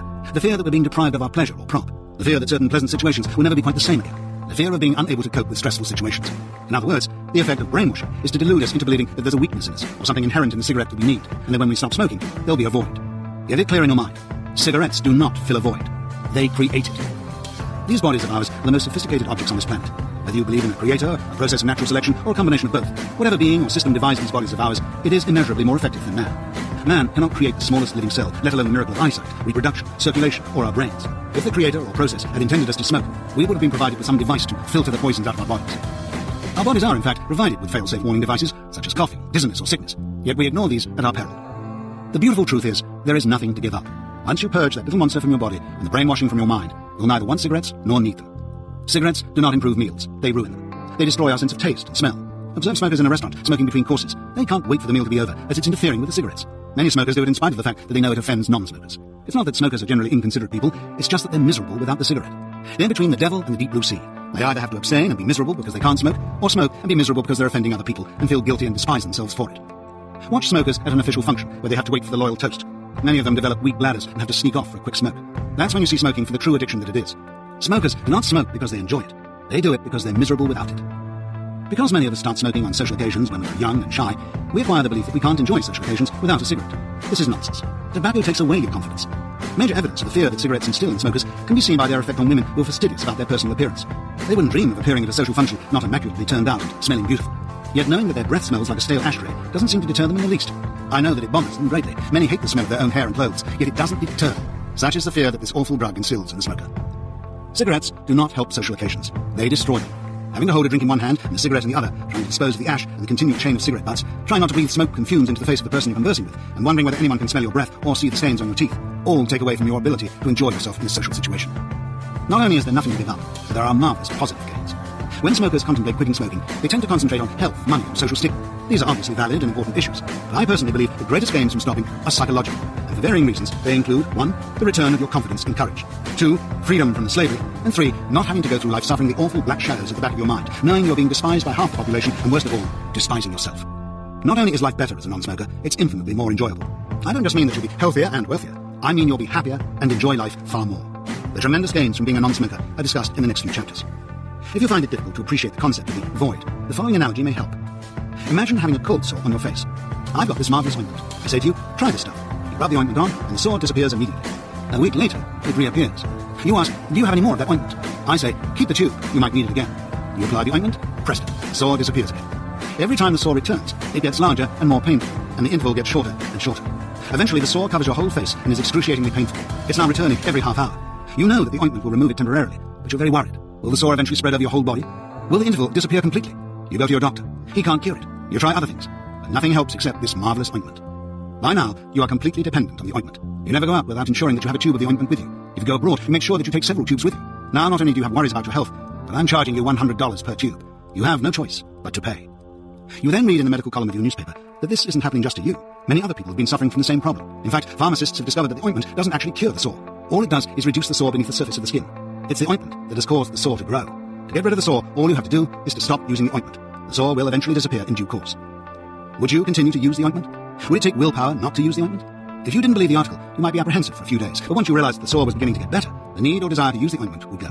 Would you be miserable? Of course not. You had an awful problem that you thought was insoluble. Now you've found the solution. Even if it took a year for that sore to disappear completely, each day as it improved you think, isn't it marvellous? I'm not going to die. This was the magic that happened to me when I extinguished that final cigarette. Let me make one point quite clear in the analogy of the sore and the ointment. The sore isn't lung cancer, or arterial sclerosis, or emphysema, or angina, or chronic asthma, or bronchitis, or coronary heart disease. They are all in addition to the sore. It isn't the thousands in cash that we burn, or the lifetime of bad breath and stained teeth, the lethargy, wheezing and coughing, the years we spend choking ourselves and wishing we didn't, the times when we're being punished because we're not allowed to smoke. It isn't the lifetime of being despised by other people, or worst of all, despising yourself. These are all in addition to the sore. The sore is what makes us close our minds to all these things. It's that panic feeling of, I want a cigarette. Non-smokers don't suffer from that feeling. The worst thing we ever suffer from is fear, and the greatest gain you'll receive is to be rid of that fear. It was as if a great mist had suddenly lifted from my mind. I could see so clearly that panic feeling of wanting a cigarette wasn't some sort of weakness in me, or some magic quality in the cigarette. It was caused by the first cigarette. Each subsequent one, far from relieving the feeling, was causing it. At the same time, I could see that all these other happy smokers were going through the same nightmare that I was. Not as bad as mine, but all putting up phony arguments to try to justify their stupidity. It's so nice to be free. Chapter 15. Self-imposed slavery. Usually when smokers try to stop, the main reasons are health, money, and social stigma. Part of the brainwashing of this awful drug is the sheer slavery. Man fought hard in the 19th century to abolish slavery, and yet the smoker spends his life suffering self-imposed slavery. He seems oblivious to the fact that when he's allowed to smoke, he wishes that he were a non-smoker. With most of the cigarettes we smoke in our lives, not only do we not enjoy them, but we aren't even aware that we're smoking them. It's only after a period of abstinence that we actually suffer the delusion of enjoying a cigarette, such as the first in the morning or the one after a meal. The only time that the cigarette becomes precious is when we're trying to cut down or abstain, or when society forbids it, in churches, hospitals, supermarkets, theatres, and so on. The confirmed smoker should bear in mind that this trend will get worse and worse. Soon, all public places will be smoke-free. Gone are the days when the smoker could enter a friend's or stranger's house and say, "Do you mind if I smoke?" Nowadays, the poor smoker on entering a strange house will search desperately for an ashtray and hope to find butts in it. If there's no ashtray, he will generally try to hold out, and if he can't, he'll ask for permission to smoke and is likely to be told, "Smoke if you must," or, "Well, we would rather you didn't. The smell seems to linger." The poor smoker, who was already feeling wretched, wants the ground to open up and swallow him. I remember that during my smoking days, every time I went to church was an ordeal. Even during my own daughter's wedding, when I should have been standing there, a proud father, what was I thinking? I was thinking, let's get on with it so we can get outside and have a drag. It will help you to observe smokers on these occasions. They huddle together. There's never just one pack of cigarettes. There are 20 packs being thrust about, and the conversation is always the same. Do you smoke? Yes, but have one of mine. I'll have one of yours later. They light up and take a deep drag, thinking, aren't we lucky? We've got our little reward. The poor non-smoker hasn't got a reward. The poor non-smoker doesn't need a reward. We were not designed to go through life systematically poisoning our own bodies. The pathetic thing is that even when smoking a cigarette, the smoker doesn't achieve the feelings of peace, confidence and tranquility that the non-smoker has experienced for the whole of his non-smoking life. The non-smoker isn't sitting in the church feeling agitated and wishing his life away. He can enjoy the whole of his life. I can also remember playing indoor bowls in the winter and pretending to have a weak bladder in order to nip off for a puff. No, this wasn't a 14-year-old schoolboy, but a 40-year-old accountant. How pathetic. And even when I was back playing the game, I wasn't enjoying it. I was looking forward to the finish so that I could smoke again. Yet this was supposed to be my way of relaxing and enjoying my favourite hobby. To me, one of the tremendous joys of being a non-smoker is to be freed from that slavery, to be able to enjoy the whole of my life and not spend half of it craving a cigarette, and then when I light up, wishing I didn't have to do it. Smokers should bear in mind that when they're in the houses of non-smokers, or even in the company of non-smokers, it's not the self-righteous non-smoker who's depriving them, but the little monster. Chapter 16. I'll save X dollars a week. I can't repeat too often that it's brainwashing that makes it difficult to stop smoking, and the more brainwashing we can dispel before we start, the easier it is to achieve our goal. Occasionally I get into arguments with people whom I call confirmed smokers. By my definition, a confirmed smoker is somebody who can afford it, doesn't believe it injures his health, and isn't worried about the social stigma. There are not many about nowadays. If he's a young man, I say to him, I can't believe you're not worried about the money you're spending. Usually his eyes light up. If I'd attacked him on health grounds or on the social stigma, he would feel at a disadvantage. But on money, oh, I can afford it. It's only X dollars per week, and I think it's worth it. It's my only vice or pleasure. If he's a 20 per day smoker, I say to him, I still can't believe you're not worried about the money. You're going to spend $100,000 or more in your lifetime. What are you doing with that money? You're not even setting light to it or throwing it away. You're actually using that money to ruin your physical health, to destroy your nerves and confidence, to suffer a lifetime of slavery, a lifetime of bad breath and stained teeth. Surely that must worry you. It's apparent at this point, particularly with young smokers, that they've never considered smoking a lifetime expense. For most smokers, the price of a pack is bad enough. Occasionally, we figure out what we spend in a week, and that's alarming. Very occasionally, and only when we think about stopping, we estimate what we spend in a year, and that is frightening. But over a lifetime, it's unthinkable. However, because it is an argument, the confirmed smoker will say, I can afford it. It's only so much a week. He does an encyclopedia salesman on himself. I then say, I'll make you an offer you can't refuse. You pay me $2,500 now, and I'll provide you with free cigarettes for the rest of your life. If I were offering to take over a $100,000 mortgage for $2,500, the smoker would have my signature on a piece of paper before I could move. And yet, not one confirmed smoker, and please bear in mind I'm not now talking to someone like yourself who plans to stop. I'm talking to someone who has no intention of stopping, has ever taken me up on that offer. Why not? Often at this point in my consultation, a smoker will say, look, I'm not really worried about the money aspect. If you're thinking along these lines, ask yourself why you're not worried. Why in other aspects of life will you go to a great deal of trouble to save a few dollars here and there, and yet spend thousands of dollars poisoning yourself and hang the expense? The answer to these questions is this. Every other decision that you make in your life is usually the result of an analytical process of weighing the pros and cons and arriving at a rational answer. It may be the wrong answer, but at least it will be the result of rational deduction. Whenever any smoker weighs the pros and cons of smoking, the answer is a dozen times over, stop smoking, you're a fool. Therefore, all smokers are smoking not because they want to, or because they decided to, but because they think they can't stop. They've brainwashed themselves. They've kept their heads in the sand. The strange thing is, smokers will arrange pacts among themselves, such as first one to give in pays the other $50. Yet the thousands of dollars that they would save by stopping don't seem to affect them. This is because they're still thinking with the brainwashed mind of the smoker. Just take the sand out of your eyes for a moment. Smoking is a chain reaction, and a chain for life. If you don't break the chain, you'll remain a smoker for the rest of your life. Now estimate how much you think you will spend on smoking for the rest of your life. The amount will obviously vary with each individual, but for the purpose of this exercise, let's assume it's $15,000. You'll shortly be making the decision to smoke your final cigarette. Not yet, please. Remember the initial instructions. All you have to do to remain a non-smoker is to not fall for the trap again. That is, do not smoke that first cigarette. If you do, that one cigarette will cost you $15,000. If you think this is a tricky way of looking at it, you're still kidding yourself. Just work out how much money you would have saved if you hadn't smoked your first cigarette. If you see the argument is factual, ask yourself how you would feel if there was a check from Publishers Clearinghouse for $15,000 on your carpet tomorrow. You'd be dancing with delight. So, start dancing. You're about to start receiving that bonus, and that's just one of the several marvelous gains you're about to receive. During the withdrawal period, you may be tempted to have just one final cigarette. It'll help you resist the temptation if you remind yourself it will cost you $15,000, or whatever your estimate is. I've been making that offer on television and radio for years. I still find it incredible that not one confirmed smoker has ever taken up my offer. There are members of my golf club whom I taunt every time they complain about an increase in tobacco prices. Yet I'm frightened that if I goad them too much, one of them will take me up on it. I'd lose a fortune if it did. If you're in the company of happy, cheerful smokers who tell you how much they enjoy it, just tell them that you know an idiot who, if paid a year's smoking money in advance, will provide them free cigarettes for the rest of their lives. Perhaps you can find me someone who will take up the offer. Chapter 17. Health. This is the area where the brainwashing is the greatest. Smokers think they're aware of the health risks. They're not. Even in my case, when I was expecting my head to explode any moment and honestly believed I was prepared to accept the consequences, I was still kidding myself. If in those days I'd taken a cigarette out of the pack and a red beep had started to sound, followed by a voice saying, "Okay, Alan, this is the one. You do get a warning, and this is it. Until now, you've gotten away with it, but if you smoke another cigarette, your head will explode." Do you think I would have lit that cigarette? If you're in doubt about the answer, just try walking up to a main road with busy traffic, standing on the curb with your eyes closed, and try to imagine you have the choice of either stopping smoking or walking blindfolded across the road before taking your next cigarette. There is little doubt what your choice would be. I've been doing what every smoker does all his smoking life, closing my mind and keeping my head in the sand, hoping I would wake up one morning and just not want to smoke anymore. Smokers can't allow themselves to think of the health risks. If they do, even the illusion of enjoying the habit goes. This explains why the shock treatment used by the media on National Smoke Out days is so ineffective. It's only non-smokers who can bring themselves to watch it. It also explains why smokers recalling Uncle Fred, who smoked 40 a day and lived until he was 80, will ignore the thousands of people who are brought down in their prime because of this poisonous weed. About 6 times a week, I have the following conversation with smokers, usually the younger ones. Me: why do you want to stop? Smoker: I can't afford it. Me: aren't you worried about the health risks? Smoker: no, I could step under a bus tomorrow. Me: would you deliberately step under a bus? Smoker: of course not. Me: do you not bother to look left and right before you cross the road? Smoker: of course I do. Exactly. The smoker goes to a lot of trouble not to step under a bus, and the odds are hundreds of thousands to one against it happening. Yet the smoker risks the near certainty of being crippled by the weed and appears to be completely oblivious to the risks. Such is the power of the brainwashing. I remember one famous British golfer who wouldn't go on the American circuit because he was afraid of flying, yet he would chain smoke around the golf course. Isn't it strange that if we felt there was the slightest fault in an airplane, we wouldn't go up in it, even though the risks are hundreds of thousands to one against death? Yet we take the 1 in 4 certainty with the cigarette, and apparently oblivious to the risks. And what does the smoker get out of it? Absolutely nothing. Another common myth about smoking is the smoker's cough. Many of the younger people who come to see me are not worried about their health because they don't cough. The facts are just the reverse. A cough is one of nature's fail-safe methods of dispelling foreign matter from the lungs. The cough itself is not a disease, it's just a symptom. When smokers cough, it's because their lungs are trying to dispel cancer-triggering tars and poisons. When they don't cough, those tars and poisons remain in their lungs, and that is when they cause cancer. Smokers tend to avoid exercise and get into the habit of shallow breathing in order not to cough. I used to believe that my permanent smoker's cough would kill me. By expelling much of the filth from my lungs, it possibly saved my life. Just think of it this way. If you had a nice car and allowed it to rust without doing anything about it, that would be pretty stupid, as it would soon be a heap of rust and wouldn't carry you about.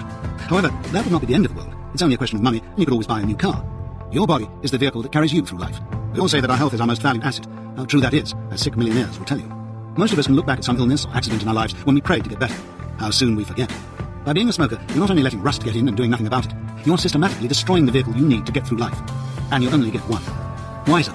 You don't have to do it. And remember, it's doing absolutely nothing for you. Just for a moment, take your head out of the sand. Ask yourself whether, if you knew for certain that the next cigarette would be the one to trigger off cancer in your body, you would actually smoke it. Forget the disease. It is difficult to imagine it. But imagine you have to go to the hospital to suffer those awful tests, radiation treatment and so forth. Now, you're not planning the rest of your life. You're planning your death. What is going to happen to your family and loved ones, your plans and dreams? I often see the people whom it happens to. They didn't think it would happen to them, and the worst thing about it isn't the disease itself, but the knowledge that they've brought it on themselves. All our lives as smokers, we're saying, I'll stop tomorrow. Try to imagine how those people feel who hit the button. For them, the brainwashing has ended. They then see the habit as it really is, and spend the remainder of their lives thinking, why did I kid myself that I needed to smoke? If only I had the chance to go back. Stop kidding yourself. You have the chance. It's a chain reaction. If you smoke the next cigarette, it will lead to the next one and the next. It's already happened to you. At the beginning of it, I promised you no shock treatment. If you've already decided to stop smoking, this won't be shock treatment for you. If you're still in doubt about stopping, skip the remainder of this chapter and come back to it when you've read the rest of the book. Volumes of statistics have already been written about the damage that cigarettes can cause to the smoker's health. The trouble is that until the smoker decides to stop, he doesn't want to know. Even the government health warning is a waste of time because the smoker puts blinders on, and if he inadvertently reads it, the first thing he does is light up a cigarette. Smokers tend to think of the health hazard as a hit-and-miss affair, like stepping on a mine. Get it into your head. It's already happening. Every time you puff on a cigarette, you're breathing cancer-triggering tars into your lungs, and cancer is by no means the worst of the killer diseases that cigarettes cause or contribute to. They're also a powerful contributing cause of heart disease, arteriosclerosis, emphysema, angina, thrombosis, chronic bronchitis, and asthma. While I was still smoking, I'd never heard of arteriosclerosis or emphysema. I knew the permanent wheezing and coughing and the ever-increasing asthma and bronchitis attacks were a direct result of my smoking. Although they caused me discomfort, there was no real pain, and I could handle the discomfort. I confess that the thought of contracting lung cancer terrified me, which is probably why I just blocked it from my mind. It's amazing how the fear of the horrendous health risks attached to smoking is overshadowed by the fear of stopping. It's not so much that the latter fear is greater, but that if we quit today, the fear is immediate, whereas the fear of contracting lung cancer is a fear of the future. Why look on the black side? Perhaps it won't happen. I'm bound to have quit by then anyway. We tend to think of smoking as a tug of war. On one side, fear. It's unhealthy, expensive, filthy, and enslaving. On the other side, the pluses. It's my pleasure, my friend, my crutch. It never seems to occur to us that this side is also fear. It's not so much that we enjoy cigarettes, but that we tend to be miserable without them. Think of heroin addicts deprived of their heroin, the abject misery they go through. Now picture their utter joy when they're allowed to plunge a needle into their veins and end their terrible craving. Try to imagine how anyone could actually believe they get pleasure from sticking a hypodermic syringe into a vein. Non-heroin addicts don't suffer that panic feeling. Heroin doesn't relieve the feeling, it causes it. Non-smokers don't feel miserable if they're not allowed to smoke after a meal. It's only smokers that suffer that feeling. Nicotine doesn't relieve it, it causes it. The fear of contracting lung cancer didn't make me quit because I believed the risk was rather like walking through a minefield. If you got away with it, fine. If you were unlucky, you stepped on a mine. You knew the risks you were taking, and if you were prepared to take the risk, what had it to do with anyone else? So, if a non-smoker ever tried to make me aware of those risks, I would use the typical evasive tactics that all addicts invariably adopt. You have to die of something. Of course you do. But is that a logical reason for deliberately shortening your life? Quality of life is more important than longevity. Exactly. But you are surely not suggesting that the quality of life of an alcoholic or a heroin addict is greater than that of someone who isn't addicted to alcohol or heroin? You really believe that the quality of a smoker's life is better than a non-smoker's? Surely the smoker loses on both parts. His life is both shorter and more miserable. My lungs probably suffer more damage from car exhaust than from smoking. Even if that were true, is that a logical reason for punishing your lungs further? Can you possibly conceive of anyone being stupid enough to actually put his or her mouth over an exhaust pipe and deliberately inhale those fumes into his or her lungs? That's what smokers effectively do. Think of that the next time you watch a poor smoker inhale deeply on one of those precious cigarettes. I can understand why the congestion and the risks of contracting lung cancer didn't help me quit. I could cope with the former and block my mind to the latter. As you're already aware, my method is not to frighten you into quitting, but the complete opposite, to make you realize just how more enjoyable your life will be when you've escaped. However, I do believe that if I could have seen what was happening inside my body, it would have helped me quit. I'm not referring to the shop technique of showing a smoker the color of a smoker's lungs. It was obvious to me from my nicotine-stained teeth and fingers that my lungs weren't a pretty sight. Provided they kept functioning, they were less embarrassing than my teeth and fingers. At least nobody could see my lungs. What I'm referring to is the progressive gunking up of our arteries and veins, and the gradual starving of every muscle and organ of oxygen and nutrients to be replaced with poisons and carbon monoxide. Not just from car exhausts, but also from smoking. Like the majority of motorists, I don't like the thought of dirty oil or a dirty filter in my car engine. Could you imagine buying a brand new Rolls Royce and never changing the oil or the oil filter? That's what we effectively do to our bodies when we become smokers. Many doctors are now relating all sorts of diseases to smoking, including diabetes, cervical cancer, and breast cancer. This is no surprise to me. The tobacco industry has belaboured the fact that the medical profession has never scientifically proven that smoking is the direct cause of lung cancer. The statistical evidence is so overwhelming as not to need proof. No one has ever scientifically proved to me exactly why, when I bang my thumb with a hammer, it hurts. I soon got the message. I must emphasize that I'm not a doctor. Just as with the hammer and the thumb, it soon became obvious to me that my congestion, my permanent cough, my frequent asthma, and bronchial attacks were directly related to my smoking. However, I truly believe that the greatest hazard that smoking poses to our health is the gradual and progressive deterioration of our immune system caused by this gunking up process. All plants and animals on this planet are subjected to a lifetime of attack from germs, viruses, parasites, and the like. The most powerful defense we have against disease is our immune system. We all suffer infections and diseases throughout our lives. However, I don't believe that the human body was designed to be diseased. And if you're strong and healthy, your immune system will fight and defeat these attacks. How can your immune system work effectively when you're starving your muscles and organs of oxygen and nutrients and feeding them with carbon monoxide and poisons? It's not so much that smoking causes these diseases. Rather, it works like AIDS, gradually destroying your immune system. Several of the adverse effects that smoking had on my health, some of which I've been suffering from for years, didn't become apparent to me until many years after I'd stopped smoking. While I was busy despising those idiots and cranks who would rather lose their legs than quit smoking, it didn't even occur to me that I was already suffering from arteriosclerosis myself. I attributed my almost permanently grey complexion to my natural colour or to lack of exercise. It never occurred to me that it was really due to the blocking up of my capillaries. I had varicose veins in my 30s, which have miraculously disappeared since I stopped smoking.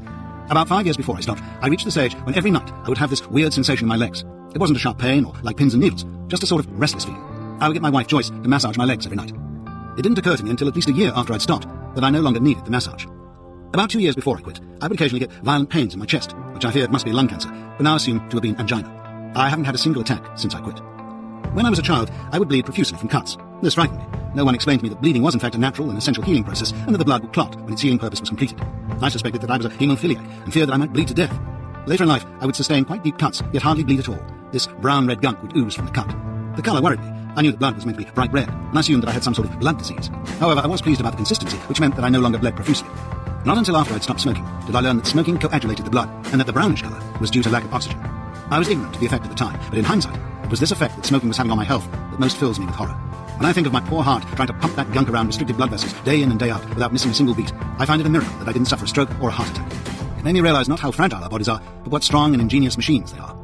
I had liver spots on my hands in my 40s, those brown or white spots that very old people have on their face and hands. I tried to ignore them, assuming that they were due to early senility caused by the hectic lifestyle that I led. It was 5 years after I'd quit that a smoker at the Rains Park Clinic remarked that when he'd stopped previously, his liver spots had disappeared. I'd forgotten about mine, and to my amazement, they too disappeared. As long as I can remember, I had spots flashing in front of my eyes if ever I stood up too quickly, particularly if I was in the bath. I would feel dizzy as if I were about to black out. I never related this to smoking. In fact, I was convinced that it was quite normal and that everyone else had a similar reaction. Not until 10 years ago, when the next smoker told me that he no longer had that sensation, did it occur to me that I no longer had it either. One of the great evils about smoking is that it fools us into believing that nicotine gives us courage, when in fact it gradually and imperceptibly dissipates it. I was shocked when I heard my father say that he had no wish to live to be 50. Little did I realize that 20 years later, I would have exactly the same lack of joie de vivre. You might conclude that this chapter has been one of necessary or unnecessary doom and gloom. I promise you, it's the complete opposite. I used to fear death when I was a child. I used to believe that smoking removed that fear. Perhaps it did. If so, it replaced it with something infinitely worse. a fear of living. Now my fear of dying has returned. It doesn't bother me. I realize that it only exists because I now enjoy life so much. I don't brood over my fear of dying any more than I did when I was a child. I'm far too busy living my life to the fullest. The odds are against my living for 100, but I'll try to. I'll also try to enjoy every precious moment. There were two other advantages on the health side that never occurred to me until I'd stopped smoking. One was that I used to have repetitive nightmares every night. I would dream that I was being chased.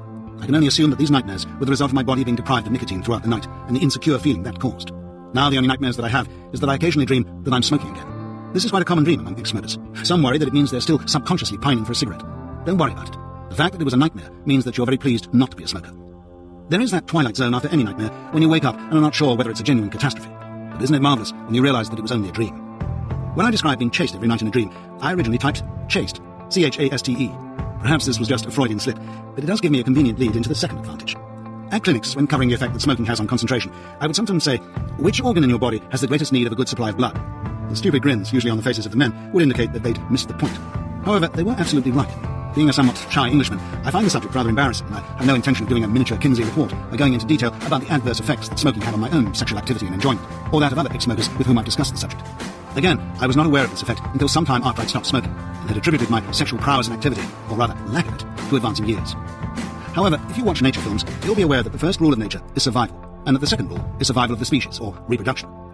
Nature ensures that reproduction doesn't take place unless the partners feel physically healthy and know that they've secured a safe home, territory, supply of food, and a suitable mate. Man's ingenuity has enabled him to bend these rules somewhat. However, I know for a fact that smoking can lead to impotency.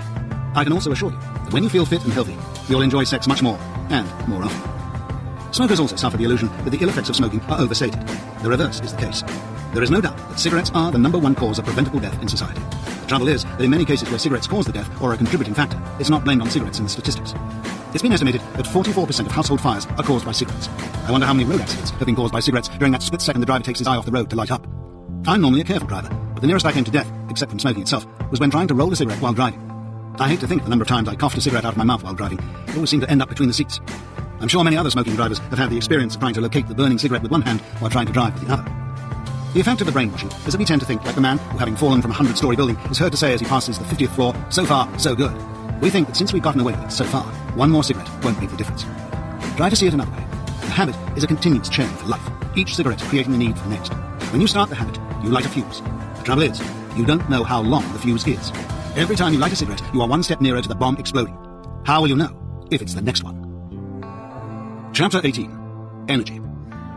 Most smokers are aware of the effect that this progressive process of gunking up and starvation of oxygen and nutrients has on their lungs. However, they're not so aware of the effect it has on their energy level. One of the subtleties of the smoking trap is that the effects it has on us, both physical and mental, happen so gradually and imperceptibly that we're not aware of them and regard them as normal. It's very similar to the effects of bad eating habits. The pot belly appears so gradually that it causes a slow alarm. We look at people who are grossly overweight and wonder how they could possibly have allowed themselves to reach that state. But supposing it happened overnight. You went to bed weighing 140 pounds, trim, rippling with muscles, and not an ounce of fat on your body. You awoke weighing 182 pounds, fat, bloated, and pot-bellied. Instead of waking up feeling fully rested and full of energy, you wake up feeling miserable, lethargic, and you can hardly open your eyes. You'd be panic-stricken, wondering what awful disease you had contracted overnight. Yet the disease is exactly the same. The fact that it took 20 years to reach that state is irrelevant. So it is with smoking. If I could immediately transfer you into the mind and body you would have after having stopped smoking for just 3 weeks, that's all I would need to do to persuade you to quit. You would think, will I really feel this good? Or what it really amounts to, have I really sunk that low? I emphasize that I don't just mean how much healthier and energetic you would feel, but also how much more confident, relaxed, and mentally sharp you would feel. As a teenager, I can remember rushing around just for the hell of it. Then for 30-odd years, I became permanently tired and lethargic. I used to struggle to wake up at 9 o'clock in the morning. After dinner, I would lie on a couch watching television and nod off after 5 minutes. Because my father used to be the same, I thought this behaviour was normal. I believed that energy was the exclusive prerogative of children and teenagers, and that old age began in the early 20s. Shortly after I extinguished my final cigarette, I was relieved that the congestion and the coughing disappeared, and I haven't had an asthma or bronchitis attack since. However, something truly marvellous and unexpected also happened. I started waking at 7 o'clock in the morning, feeling completely rested and full of energy, actually wanting to exercise, jog and swim. At 48, I couldn't run a step or swim a stroke. My sporting activities were confined to such dynamic pursuits as lawn bowling, affectionately referred to as the old man's game, and golf, for which I had to use a motorised cart. At the age of 69, I exercise for half an hour and swim daily. It's great to have energy, and when you feel physically and mentally strong, it feels great to be alive. The problem is that when you quit smoking, the return of your physical and mental health is also gradual. True, it's not nearly as slow as the slide into the pit, and if you're going through the trauma of the willpower method of quitting, any health or financial gains will be obliterated by the depression you're likely to be going through. Unfortunately, I can't immediately transfer you into the mind and body you could have in 3 weeks' time, but you can. You know instinctively that what I'm telling you is correct. All you need to do is use your imagination. Chapter 19. It relaxes me and gives me confidence. That smoking is relaxing and gives you confidence is the worst fallacy of all. For me, ending the slavery to cigarettes has been the greatest benefit from quitting. You no longer have to go through life with the permanent feeling of insecurity that smokers suffer from. Smokers find it very difficult to believe that the cigarette actually causes that insecure feeling you get when you're out late at night and running out of cigarettes. Non-smokers don't suffer from that feeling. It is the tobacco that causes it. I only became aware of many of the advantages of stopping months afterwards as a result of my consultations with other smokers. For 25 years, I refused to have a physical. If I wanted life insurance, I insisted on no physical and paid higher premiums as a result. I hated visiting hospitals, doctors, and dentists. I couldn't face the thought of aging, pensions, and so on. I related none of these things to my smoking habit, but getting off it has been like awakening from a bad dream. Nowadays, I look forward to each day. Of course, bad things happen in my life, and I'm subject to the normal stresses and strains. But it's wonderful to have the confidence to cope with them. The extra health, energy, and confidence make the good times more enjoyable too. Chapter 20. Those sinister black shadows. Another of the great joys of quitting the weed is to be free of those sinister black shadows at the back of our minds. All smokers know they're fools and close their minds to the ill effects of smoking. For most of our lives, smoking is automatic. The black shadows are always lurking in our subconscious minds just beneath the surface. There are several marvellous advantages to achieve from quitting smoking. Some of them I was consciously aware of throughout my smoking life, such as the health benefits, saving money, and freedom from self-imposed slavery. However, so obsessed was I in resisting all the attempts of do-gooders and anyone else who tried to persuade me to quit, that all my imagination and energy were directed to finding any flimsy excuse that would allow me to continue to smoke. Amazingly, my most ingenious thoughts occurred when I was actually trying to quit. They were, of course, inspired by the fear and misery I suffered when attempting to quit by using willpower. No way could I block my mind from the health and financial aspects. But now that I'm free, it amazes me how I successfully block my mind from even more important advantages of quitting. I've already mentioned the sheer slavery, spending half our lives being allowed to smoke, doing it automatically, and wishing we'd never started. The other half feeling miserable and deprived because society won't allow us to smoke. In the last chapter, I referred to the incredible joy of having energy again. But for me, the greatest joy of being free was not the health, the money, the energy, or the ending of the slavery. It was the removal of those sinister black shadows. Those feelings of being despised by and apologetic to non-smokers. With those black shadows gone, I finally regained the ability to respect myself. Most smokers aren't the weak-willed, spineless jellyfish that society tends to believe them to be. In every other aspect of my life, I was in control. I loathed myself for being dependent on an evil weed that I knew was ruining my life. I can't tell you of the utter joy of being free from those sinister black shadows, the dependency and the self-loathing. I can't tell you how nice it is to be able to look at all other smokers, whether they be young, old, casual, or heavy, not with a feeling of envy, but with a feeling of pity for them, and the elation for you that you are no longer the slave of that insidious weed. The last two chapters have dealt with the considerable advantages of being a non-smoker. I feel it necessary to give a balanced account, so the next chapter lists the advantages of being a smoker. Chapter 21. The advantages of being a smoker.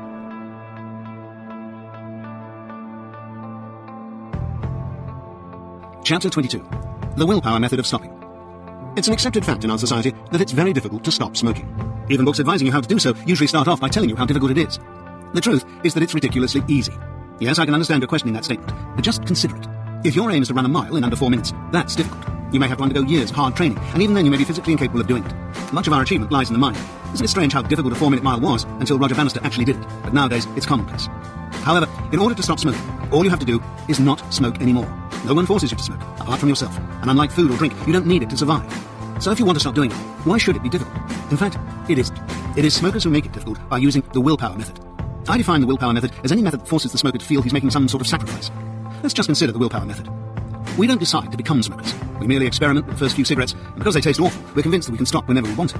In the beginning, we smoke those first few cigarettes only when we want to, and that's usually in the company of other smokers on social occasions.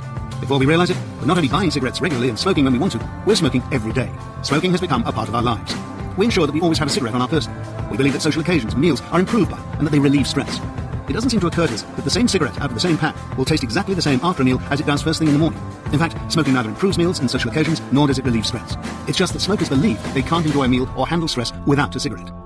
It usually takes us a long time to realize that we're hooked, because we suffer from the illusion that we smoke because we enjoy a cigarette, not because we have to have a cigarette. While we're not enjoying cigarettes, which we never do, we suffer from the illusion that we can stop whenever we want to. Usually it's not until we actually try to stop that we realize a problem exists. The first attempts to stop are more often than not in the early days, and they're usually triggered by shortage of money, boy meets girl and they're saving to set up home and don't want to waste money on cigarettes, or health concerns. The teenager is still active in sports and finds he's short of breath. Whatever the reason, the smoker always waits for a stressful situation. As soon as he stops, the little monster needs feeding. The smoker then wants a cigarette, and because he can't have one, he feels more distressed. The thing he usually takes to relieve stress is now not available, so he suffers a triple blow. The probable result after a period of torture is the compromise, I'll cut down, or I've picked the wrong time, or I'll wait until the stress is gone from my life. However, once the stress has gone, he has no need to stop and doesn't decide to do so again until the next stressful time. Of course, the time is never right, because life for most people doesn't become less stressful, it becomes more so. We leave the protection of our parents and enter the world of setting up home, taking on mortgages, having children, working responsible jobs, and so forth. Of course, the smoker's life can never become less stressful because it's a cigarette that actually causes stress. As the smoker's rate of nicotine intake rises, the more distressed he becomes, and the greater the illusion of his dependency becomes. In fact, it is an illusion that life becomes more stressful, and it's the smoking itself or a similar crutch that creates the illusion. This will be discussed in greater detail in Chapter 28. After the initial failures, the smoker usually relies on the possibility that one day he'll wake up and just not want to smoke anymore. This hope is usually kindled by the stories that he's heard about ex-smokers, such as, I had a bout of flu, and afterwards I didn't want to smoke anymore. Don't kid yourself. I've probed all these rumours, and they're never quite as simple as they appear. Usually, the smoker has already been preparing himself to stop, and merely used the flu as a springboard. I spent 30-odd years waiting to wake up one morning wanting never to smoke again. But whenever I had a bad cold, I would look forward to its ending, because it was interfering with my smoking. More often in the case of people who stopped just like that, they've suffered a shock. Perhaps a close relative has died from a cigarette-related disease, or they've had a scare themselves. It's so much easier to say, I just decided to stop one day. That's the sort of guy I am. Stop kidding yourself. It won't happen unless you make it happen. Let's consider in greater detail why the willpower method is so difficult. For most of our lives, we adopt the head in the sand, I'll stop tomorrow approach. At odd times, something will trigger an attempt to stop. It may be concern about health, money, or social stigma. Or we may have been going through a particularly heavy bout of choking and realise that we don't actually enjoy it. Whatever the reason, we take our head out of the sand and start weighing the pros and cons of smoking. We then find out what we've known all our lives. On a rational assessment, the conclusion is, a dozen times over, stop smoking. If you were to sit down and give points for all the advantages of stopping, and do a similar exercise with the advantages of smoking, the total point count for stopping would far outweigh that for continuing. However, although the smoker knows he'll be better off as a non-smoker, he believes that by quitting, he's making a sacrifice. Although it's an illusion, it is a powerful illusion. The smoker doesn't know why, but he believes that during the good times and bad times of life, the cigarette does appear to help.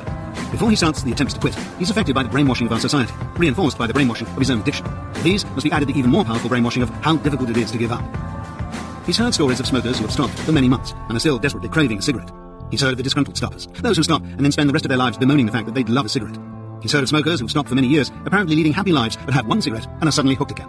Probably he also knows several smokers in the advanced stages of the disease who are visibly destroying themselves and are clearly not enjoying cigarettes, yet they continue to smoke. Added to all this, he has probably already suffered one or more of these experiences himself. So, instead of starting with the feeling, great, have you heard the news? I don't have to smoke anymore, he starts with a feeling of doom and gloom, as if he were trying to climb Mount Everest. He firmly believes that once the little monster has got his hooks into you, you are hooked for life. Many smokers even start the attempt by apologizing to their friends and relatives.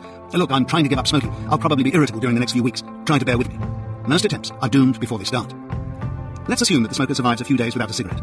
The congestion is rapidly disappearing from his lungs. He hasn't bought cigarettes and consequently has more money in his pocket. So the reasons why he decided to stop in the first place are rapidly disappearing from his thoughts. It's like seeing a bad road accident when you're driving. It slows you down for a while, but the next time you're late for an appointment, you've forgotten all about it and your foot stamps on the throttle. On the other side of the tug of war, that little monster inside your stomach hasn't had its fix. There's no physical pain. If you had the same feeling because of a cold, you wouldn't stop working, you're depressed. You would laugh it off. All the smoker knows is that he wants a cigarette. Why is it so important to him? He doesn't know. The little monster in the stomach then triggers the big monster in the mind. And soon the person who a few hours or days earlier was listing all the reasons to stop smoking is desperately searching for any excuse to start again. Now he's saying things like, 1. Life is too short. The bomb could go off. I could get hit by a bus tomorrow. I've left it too late. Everything gives you cancer these days. 2. I've picked the wrong time. I should have waited until after the holidays, after my vacation, after this stressful event in my life. And 3. I can't concentrate. I'm getting irritable, bad-tempered. I can't do my job properly. My family and friends won't love me. Let's face it, for everybody's sake, I need to start smoking again. I'm a confirmed smoker, and there's no way I will ever be happy again without a cigarette. This one kept me smoking for 33 years. At this stage, the smoker usually gives in. He lights a cigarette, and the schizophrenia increases. On the one hand, there is the tremendous relief of ending the craving, when the little monster finally gets his fix. On the other hand, if the smoker has survived a long time without a cigarette, it tastes awful, and the smoker can't understand why he's smoking it. This is why the smoker thinks he lacks willpower. In fact, it's not lack of willpower. He has simply changed his mind and made a perfectly rational decision in the light of the latest information. What's the point of being healthy if you're miserable? What's the point of being rich if you're miserable? There is none. It is far better to have a shorter, enjoyable life than a lengthy, miserable life. Fortunately, the smoker's rationale does not reflect the truth. Life as a non-smoker is infinitely more enjoyable.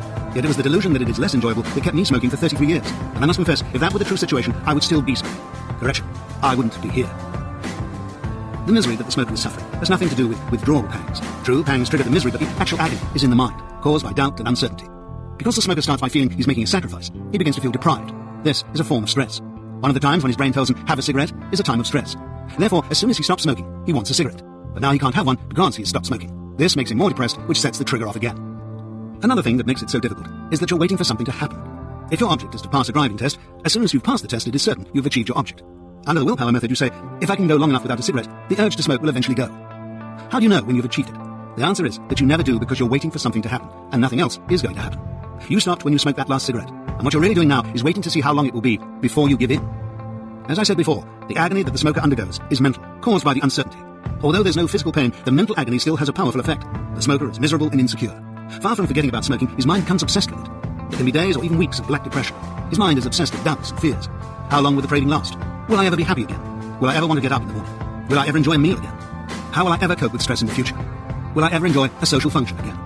the smoker is waiting for things to improve. But of course, while he's still smoking, the cigarette is becoming more precious. In fact, something does happen, but the smoker isn't conscious of it. If he can survive 3 weeks without inhaling any nicotine at all, the physical cravings for nicotine disappears. However, as stated before, the pangs of withdrawal from nicotine are so mild that the smoker isn't aware of them. But after about 3 weeks, many smokers sense that they've kicked it. They then light a cigarette to prove it, and it does just that. It tastes awful, but the ex-smoker has now supplied nicotine to the body, and as soon as he extinguishes that cigarette, the nicotine starts to leave the body. There's now a little voice at the back of his mind saying, "You want another one." In fact, he had kicked it, but now he has hooked himself again. The smoker will not usually light another cigarette immediately. He thinks, "I don't want to get hooked again," so he allows a safe period to pass. It might be hours, days, even weeks. The ex-smoker can now say, "Well, I didn't get hooked, so I can safely have another." He has fallen into the same trap as he did in the first place, and is already on the slippery slope. Smokers who succeed under the willpower method tend to find it long and difficult, because the main problem is the brainwashing. And long after the physical addiction has died, the smoker is still moping about cigarettes. Eventually, if he can survive long enough, it begins to dawn on him that he's not going to give in. He stops smoking and accepts that life goes on and is enjoyable without the cigarette. Many smokers are succeeding with this method, but it's difficult and arduous, and there are many more failures than successes. Even those who do succeed go through the rest of their lives in a vulnerable state. They're left with a certain amount of brainwashing and still believe that the cigarette can give you a boost. Most non-smokers also suffer from that illusion. They're subjected to brainwashing also, but either find they can't learn to enjoy smoking or don't want the bad side, thank you very much. This explains why many smokers who have stopped for long periods start smoking again. Many ex-smokers will have the occasional cigar or cigarette either as a special treat or to convince themselves how awful it is. It does exactly that, but as soon as they put it out, the nicotine starts to leave and a little voice at the back of their mind is saying, "You want another one." If they light another one, it still tastes awful and they say, "Marvellous, while I'm not enjoying it, I won't get hooked. After the holidays, vacation, this trauma, I will stop." Too late. They're already hooked. The trap that they fell into in the first place has claimed its victim again. As I keep saying, enjoyment doesn't come into it. It never did. If we smoked because we enjoyed it, nobody would ever smoke more than one cigarette. We assume we enjoy cigarettes only because we can't believe we would be stupid enough to smoke if we didn't enjoy them. This is why so much of our smoking is subconscious. If while smoking every cigarette, you were aware of the foul fumes going into your lungs, and you had to say to yourself, "This is going to cost $100,000 in my lifetime, and this cigarette might be just the one to trigger cancer in my lungs," even the illusion of enjoyment would go. When we try to block our minds to the bad side, we feel stupid. If we had to face up to it, that would be intolerable. If you watch smokers, particularly at social functions, you'll see that they're happy only when they're not aware that they're smoking. Once they become aware of it, they tend to be uncomfortable and apologetic. You smoke to feed that little monster, and once you've purged the little monster from your body, and the big monster from your brain, you will have neither need nor desire to smoke. Chapter 23. Beware of cutting down. Many smokers resort to cutting down, either as a stepping stone towards stopping, or as an attempt to control the little monster, and many doctors and advisors recommend cutting down as an aid. Obviously, the less you smoke, the better off you are. But as a stepping stone to stopping, cutting down is fatal. It is our attempts to cut down that keep us trapped all our lives. Cutting down usually follows failed attempts to stop. After a few hours or days of abstinence, the smoker says to himself something like, "I can't face the thought of being without a cigarette, so from now on, I'll just smoke the special ones. Or I'll cut down to 10 a day. If I can get in the habit of smoking 10 a day, I can either hold it there or cut down further." Certain terrible things now happen. 1. He has the worst of all worlds. He's still addicted to nicotine and is keeping the monster alive not only in his body, but also in his mind. 2. He's now wishing his life away, waiting for the next cigarette. 3. Prior to cutting down, whenever he wanted a cigarette, he lit one up and at least partially relieved his withdrawal pangs. Now, in addition to the normal stresses and strains of life, he's actually causing himself to suffer the withdrawal pangs from nicotine most of his life. So he's causing himself to be miserable and bad-tempered. And 4. While he was indulging himself, he didn't enjoy most of the cigarettes and he didn't realize he was smoking. It was automatic. The only cigarettes that he imagined he enjoyed were after a period of abstinence, such as the first in the morning or the one after a meal. Now that he waits an extra hour for each cigarette, he enjoys every one. The longer he waits, the more enjoyable each cigarette appears to become, because the enjoyment in the cigarette isn't the cigarette itself. It's the ending of the agitation caused by the craving, whether it be the slight physical craving for nicotine or the mental moping. The longer you suffer, the more enjoyable each cigarette becomes. The main difficulty of stopping smoking is not the chemical addiction. That's easy. Smokers will go all night without a cigarette. The craving doesn't even wake them up. Many smokers will actually leave the bedroom before they light up. Many will actually have breakfast. Some will even wait until they arrive at work. They'll go 10 hours without a cigarette, and it doesn't bother them. If they went 10 hours during the day without one, they would be tearing their hair out. Many smokers will buy a new car and abstain from smoking in it. Smokers will visit supermarkets, theatres, doctors, hospitals and dentists without undue inconvenience. Many smokers will abstain in the company of non-smokers. Smokers are almost pleased for someone to say they can't smoke. In fact, smokers get a secret pleasure out of going long periods without a cigarette. It gives them the hope that maybe one day they'll never want another one. The real problem in stopping smoking is the brainwash, the illusion that the cigarette is some sort of prop or reward, and life will never be quite the same without it. Far from turning you off smoking, all cutting down does is leave you feeling insecure and miserable. It convinces you that the most precious thing on earth is the next cigarette, that there is no way that you'll ever be happy again without it. There is nothing more pathetic than the smoker who's trying to cut down. He suffers from the delusion that the less he smokes, the less he will want to smoke. In fact, the reverse is true. The less he smokes, the longer he suffers the withdrawal pangs. The more he enjoys the cigarette, the more distasteful they become. But that won't stop him from smoking. Taste never came into it. If smokers smoked because they enjoyed the taste, nobody would ever smoke more than one cigarette. You find that difficult to believe? Okay, let's talk it out. Which is the worst tasting cigarette? That's right, the first in the morning, the one that during the winter sets us coughing and spluttering, which is one of the most precious cigarettes for most smokers. That's right, the first cigarette in the morning. Now do you really believe you're smoking it to enjoy the taste and smell? Or do you think a more rational explanation is that you're relieving 9 hours worth of withdrawal pangs? It is essential that we remove all the illusions about smoking before extinguishing that final cigarette. Unless you've removed the illusion that you enjoy the taste of certain cigarettes before you extinguish the final one, there is no way you can prove it afterwards without getting hooked again. So, unless you're already smoking one, light one up now. Inhale 6 deep breaths of that glorious tobacco and ask yourself, what is so glorious about the taste? Perhaps you believe that it's only certain cigarettes that taste good, like the one after a meal. If so, why do you bother to smoke the others? Because you got into the habit of doing it? Now why would anyone get into the habit of smoking cigarettes that he or she finds distasteful? And why should the same cigarette out of the same pack taste different after a meal than it tastes first thing in the morning? Food doesn't taste different after a cigarette, so why should a cigarette taste different after food? Don't just rely on me. Check it out. Smoke a cigarette consciously after a meal to prove that it tastes no different. The reason smokers believe that cigarettes taste better after a meal or at social occasions with alcohol is that those are the times when both non-smokers and smokers are really happy. But a nicotine addict can never be really happy if that little nicotine monster remains unsatisfied. It's not so much that smokers enjoy the taste of tobacco after a meal. After all, we don't eat tobacco. So where does taste come into it? It's just that smokers are miserable if they aren't allowed to relieve their withdrawal symptoms at those times. So the difference between smoking and not smoking is the difference between being happy and miserable. That's why the cigarette appears to taste better. Whereas smokers who light up first thing in the morning are miserable whether they're smoking or not. Cutting down not only doesn't work, but it's also the worst form of torture. It doesn't work because initially the smoker hopes that by getting into the habit of smoking less and less, he'll reduce his desire to smoke a cigarette. It's not a habit, it's an addiction. And the nature of any addiction is to want more and more, not less and less. Therefore, in order to cut down, the smoker has to exercise willpower and discipline for the rest of his life. The main problem of stopping smoking is not the chemical addiction to nicotine. That's easy to cope with. It is the mistaken belief that the cigarette gives you some pleasure. This mistaken belief is brought about initially by the brainwashing we receive before we start smoking, which is then reinforced by the actual addiction. All cutting down does is reinforce the fallacy further to the extent that smoking dominates the smoker's life completely and convinces him that the most precious thing on this earth is the next cigarette. As I've already said, cutting down never works anyway because you have to exercise willpower and discipline for the rest of your life. If you didn't have enough willpower to stop, then you certainly don't have enough to cut down. Stopping is far easier and less painful. I've heard of literally thousands of cases in which cutting down has failed. The handful of successes I've known have been achieved after a relatively short period of cutting down, followed by going cold turkey. The smokers really stopped in spite of cutting down, not because of it. All it did was prolong the agony. A failed attempt to cut down leaves the smoker a nervous wreck, even more convinced that he's hooked for life. This is usually enough to keep him puffing away for another 5 years before the next attempt. However, cutting down illustrates the whole futility of smoking, because it clearly shows that a cigarette is enjoyable only after a period of abstinence. You have to bang your head against a brick wall, that is, suffer from withdrawal pangs, to make it nice when you stop. So, the choice is, 1. Cut down for life. This will be self-imposed torture, and you'll not be able to do it anyway. 2. Increasingly choke yourself for life. What is the point? And 3. Be nice to yourself. Stop doing it. The other important point that cutting down demonstrates is that there's no such thing as the odd or occasional cigarette. Smoking is a chain reaction that will last the rest of your life unless you make a positive effort to break it. Remember, cutting down will drag you down. Chapter 24. Just one cigarette. Just one cigarette is a myth you must get out of your mind. It is just one cigarette that gets us started in the first place.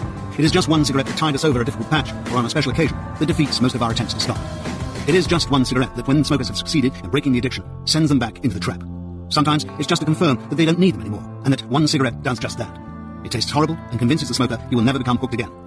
But he already is. It is the thought of that one special cigarette that often prevents smokers from stopping. That first one in the morning, or the one after a meal. Get it firmly in your mind that there is no such thing as just one cigarette. It is a chain reaction that will last the rest of your life unless you break it. It is the myth about the odd special cigarette that keeps smokers moping about it when they stop. Get into the habit of never seeing the odd cigarette or pack. It is a fantasy. Whenever you think about smoking, see a whole filthy lifetime of spending a small fortune just for the privilege of destroying yourself mentally and physically. A lifetime of slavery. A lifetime of bad breath. It's a pity that there isn't something like a cigarette that, during good and bad times, we can use for an occasional boost or pleasure. But get it clearly into your mind. The cigarette isn't it. You're stuck with either a lifetime of misery or none at all. You wouldn't dream of taking cyanide because you like the taste of almonds, so stop punishing yourself with the thought of that occasional cigarette or cigar. Ask a smoker, if you had the opportunity to go back to the time before you became hooked, would you have become a smoker? The answer is inevitably, you've got to be joking. Yet every smoker has that choice every day of his life. Why doesn't he opt for it? The answer is fear.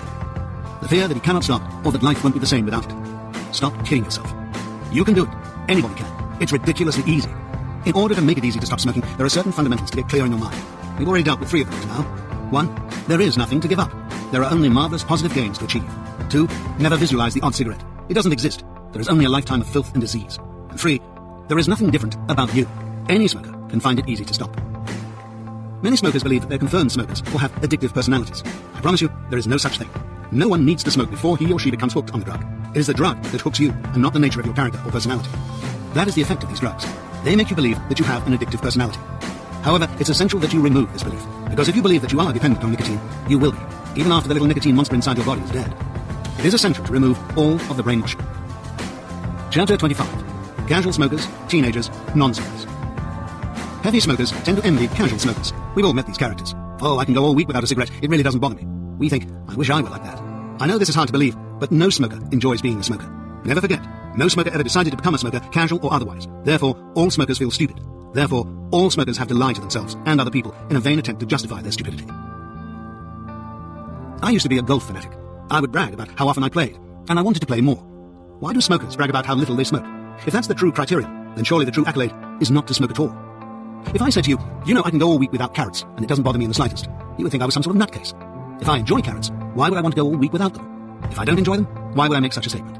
So, when a smoker makes a statement like, I can go all week without a cigarette, it really doesn't bother me, he's trying to convince both himself and you that he has no problem. But there would be no need to make the statement if he had no problem. What he's really saying is, I managed to survive a whole week without smoking. Like every smoker, he was probably hoping that after this, he could survive the rest of his life. But he could only survive a week. Can you imagine how precious that cigarette must have been, having felt deprived for a whole week? This is why casual smokers are effectively more hooked than heavy smokers. Not only is the illusion of pleasure greater, but they have less incentive to quit because they spend less money and are less vulnerable to the health risks. Remember, the only pleasure smokers get is the relief from withdrawal pangs. And as I've already explained, even that pleasure is an illusion.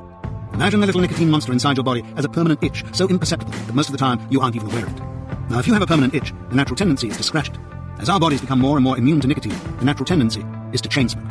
There are three main factors that prevent smokers from chain smoking. 1. Money. Most can't afford to. 2. Health. In order to relieve our withdrawal pangs, we have to take a poison. The capacity to cope with that poison varies with each individual, and at different times and situations in his or her life. This acts as an automatic restraint. And 3. Discipline. This is imposed by society, the smoker's place of employment, friends and relatives, or the smoker himself as a result of the natural tug-of-war that goes on in every smoker's mind. I used to think of my chain smoking as a weakness. I couldn't understand why my friends could limit their intake to 10 or 20 a day. I knew I was a very strong-willed person. It never occurred to me that most smokers are incapable of chain smoking. You need very strong lungs in order to do it. Some of these 5-a-day smokers, whom heavy smokers tend to envy, smoke 5 a day because physically their constitution can't smoke more, or because they can't afford to smoke more, or because their job or society or their own hatred of being hooked won't allow them to smoke more. Now is a good time to provide a few definitions. The non-smoker. Someone who's never fallen for the trap, but should not be complacent. He's a non-smoker only by the grace of God. All smokers were convinced that they would never become hooked, but some non-smokers keep trying an occasional cigarette. The casual smoker. There are two basic classifications of casual smokers. 1, the smoker who's fallen for the trap but doesn't realize it. Don't envy such smokers. They are merely sampling the nectar at the mouth of the pitcher plant, and in all probability will soon be heavy smokers. Remember, just as all alcoholics start off as casual drinkers, so all smokers started off as casual smokers. 2, the smoker who was previously a heavy smoker and thinks he can't stop. These smokers are the most pathetic of all. They fall into various categories, each of which needs separate comment. The 5-a-day smoker. If he enjoys a cigarette, why does he smoke only 5 a day? If he can take it or leave it, why does he bother to smoke at all? Remember, the habit is really the banging of your head against the brick wall to make it relaxing when you stop. The 5-a-day smoker is relieving his withdrawal pangs for less than 1 hour each day. The rest of the day, although he doesn't realize it, he's banging his head against the wall and does so for most of his life. He's smoking only 5 a day because either he can't afford to smoke more or he's worried about the health risk. It's easy to convince the heavy smoker that he doesn't enjoy it, but try convincing a casual smoker. Anybody who's gone through an attempt to cut down will know it is the worst torture of all and almost guaranteed to keep you hooked for the rest of your life. The morning or evening only smoker.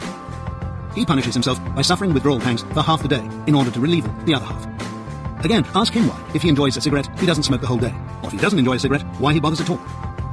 The 6 months on, 6 months off smoker. Or, I can stop whenever I want to. I've done it thousands of times.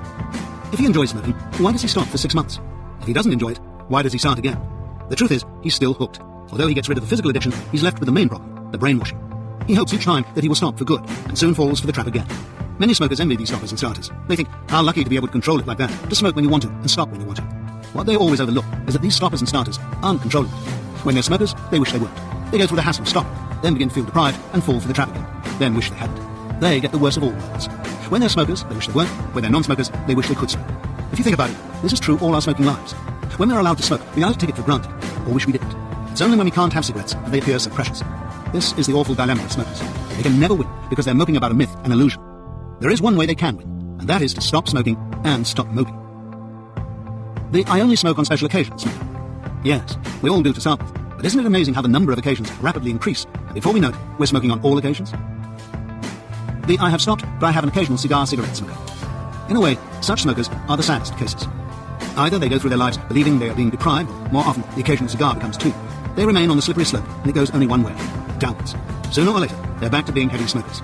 They've fallen again for the very trap that they fell into in the first place. There are two other categories of casual smoker. The first is the type who smokes just the occasional cigarette or cigar at social occasions.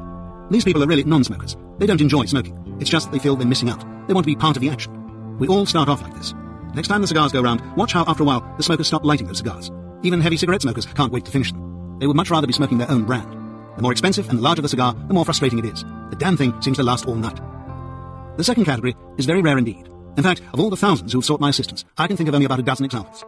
The type can best be described by outlining a recent case. A woman phoned me seeking a private session. She was a lawyer, had been smoking for about 12 years, and had never smoked more or less than 2 cigarettes a day in her smoking life.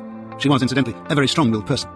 I explained that the success rate in group sessions was just as high as in individual sessions, and in any event, I was able to give individual therapy only if the person was so famous that it would disrupt the group.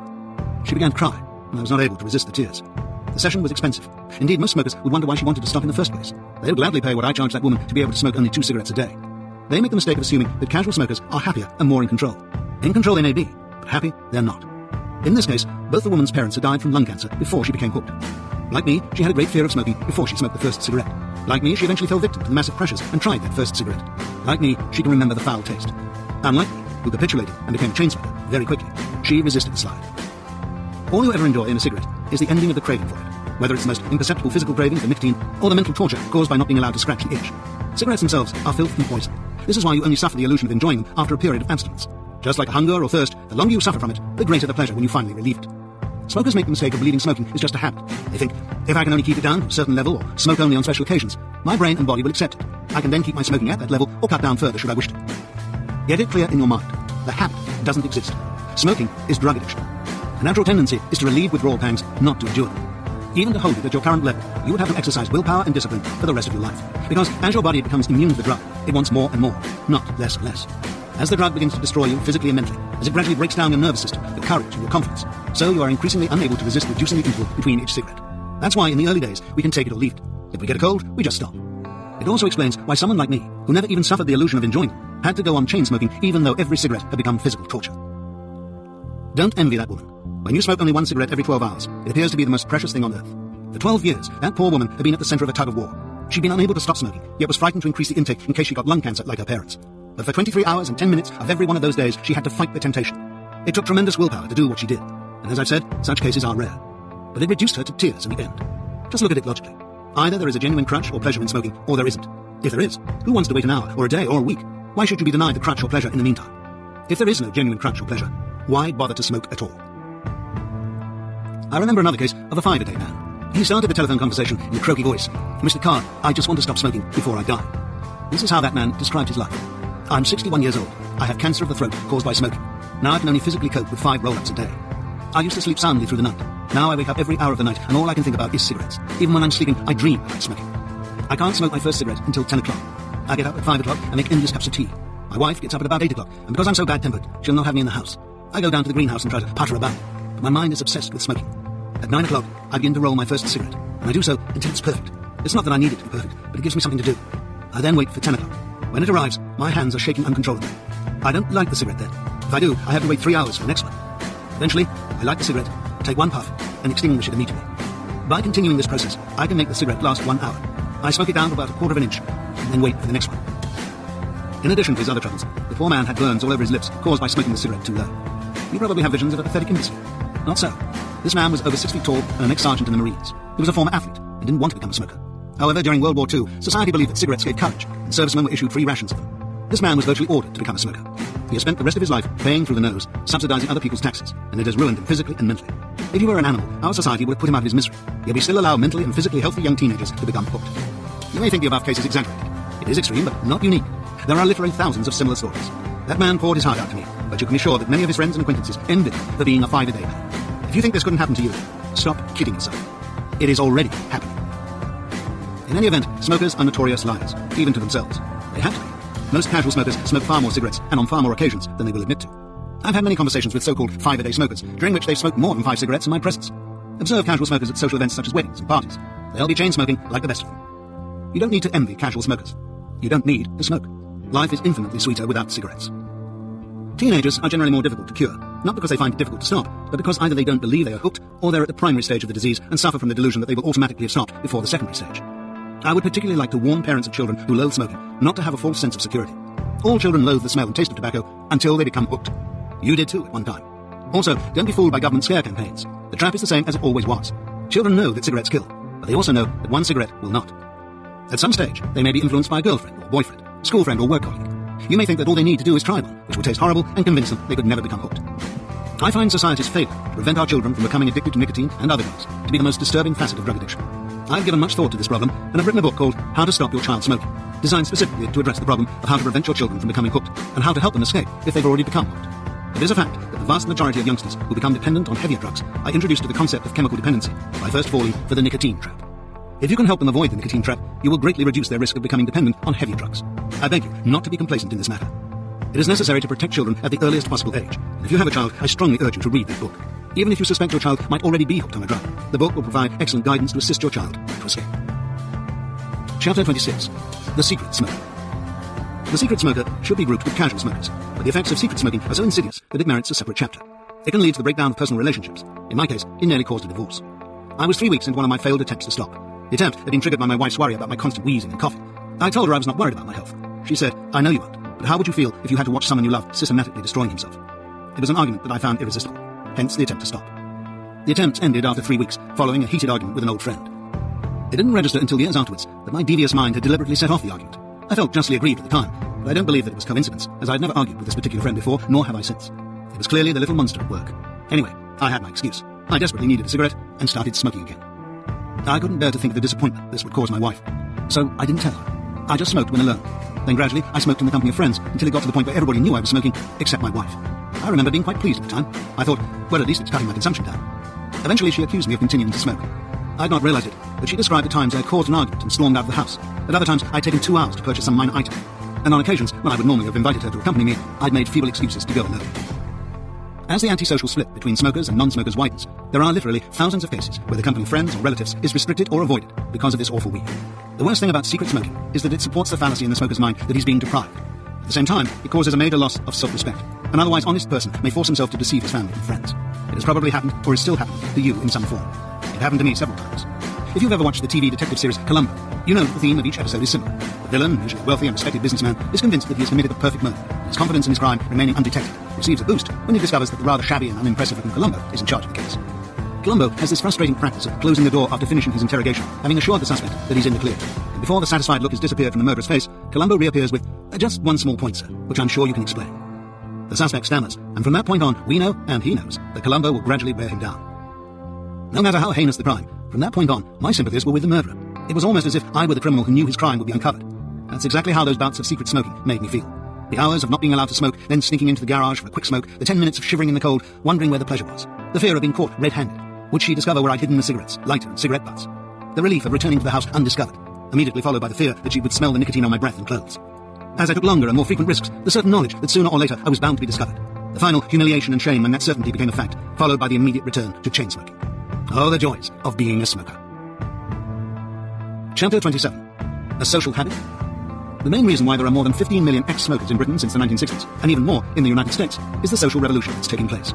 Yes, I know, health and money are the main reasons why we should want to stop, but then they always have been. We don't actually need cancer scares to tell us that cigarettes shatter our lives. These bodies of ours are the most sophisticated objects on the planet, and any smoker knows instantly from the first puff that cigarettes are poisonous. The only reason why we ever get involved with smoking is the social pressure of our friends. The only valid plus smoking ever had was that it was at one time considered a perfectly acceptable social habit. Today, it is generally considered, even by smokers themselves, to be an antisocial habit. In the old days, the strong man smoked. If you didn't smoke, you were considered a sissy, and we all worked very hard to become hooked. In every bar or club, the majority of men would be proudly inhaling and exhaling tobacco smoke. There would be the permanent fallout cloud, and all the ceilings that were not regularly decorated soon became yellow or brown. Today, the position is completely reversed. Today's strong man doesn't need to smoke. Today's strong man is not dependent on a drug. With the social revolution, all smokers nowadays are giving serious thought to stopping, and today's smokers are considered to be generally weak people. The most significant trend that I've noticed since writing the first edition of this book in 1985 is the increasing emphasis on the antisocial aspect of smoking. The days when the cigarette was the proud badge of the sophisticated woman or the tough guy have gone forever. Everyone now knows that the only reason why people continue to smoke is that they have failed to stop or are too frightened to try. Every day, as the smoker is pilloried by office vans, extended bans in public places, and attacks from holier-than-thou ex-smokers, so the mannerisms of smokers are changing. I've recently seen situations that I remember witnessing as a boy, but haven't seen for years, like smokers flicking ash into their hands or pockets because they're too embarrassed to ask for an ashtray. I was in a restaurant some years ago. It was midnight. Everyone had stopped eating. At a time when cigarettes and cigars are normally rife, not one person was smoking. I conceitedly thought, I'm beginning to make an impression. I asked the waiter, "Is this now a non-smoking restaurant?" The reply was negative. I thought, that's That's strange. I know that a lot of people are stopping, but there must be one smoker here. Eventually, someone lit up in a corner, and the result was like a series of beacons going on through the restaurant. All those other smokers have been sitting there thinking, surely I can't be the only smoker here. Many smokers won't smoke between courses now because they feel so self-conscious. Many not only apologize to people at the same table, but also look around to see if they'll get flack from elsewhere. As every day more and more smokers leave the sinking ship, so those left on it become terrified they'll be the last. Don't let it be you. Chapter 28. Timing. Timing is important. Our society treats smoking flippantly as a slightly distasteful habit that can injure your health. It's not. It is drug addiction, a disease, and the number one killer in society. The worst thing that happens in most smokers' lives is getting hooked on that awful weed. If they stay hooked, horrendous things happen. Timing is important to give yourself the right to a proper cure. First of all, identify the times or occasions when smoking appears to be important to you. If you're a business person and smoke for the illusion of relief of stress, pick a relatively slack period. The good idea is to choose your annual vacation. If you smoke mainly during boring or relaxing periods, do the opposite. In any event, take the matter seriously and make the attempt to stop the most important thing in your life.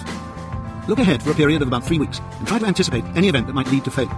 Occasions like a wedding, Christmas, need not deter you, providing you anticipate them in advance and don't feel you'll be deprived. Don't attempt to cut down in the meantime, as this will only create the illusion that the cigarette is enjoyable. In fact, it helps to force as many of the filthy things down your throat as possible.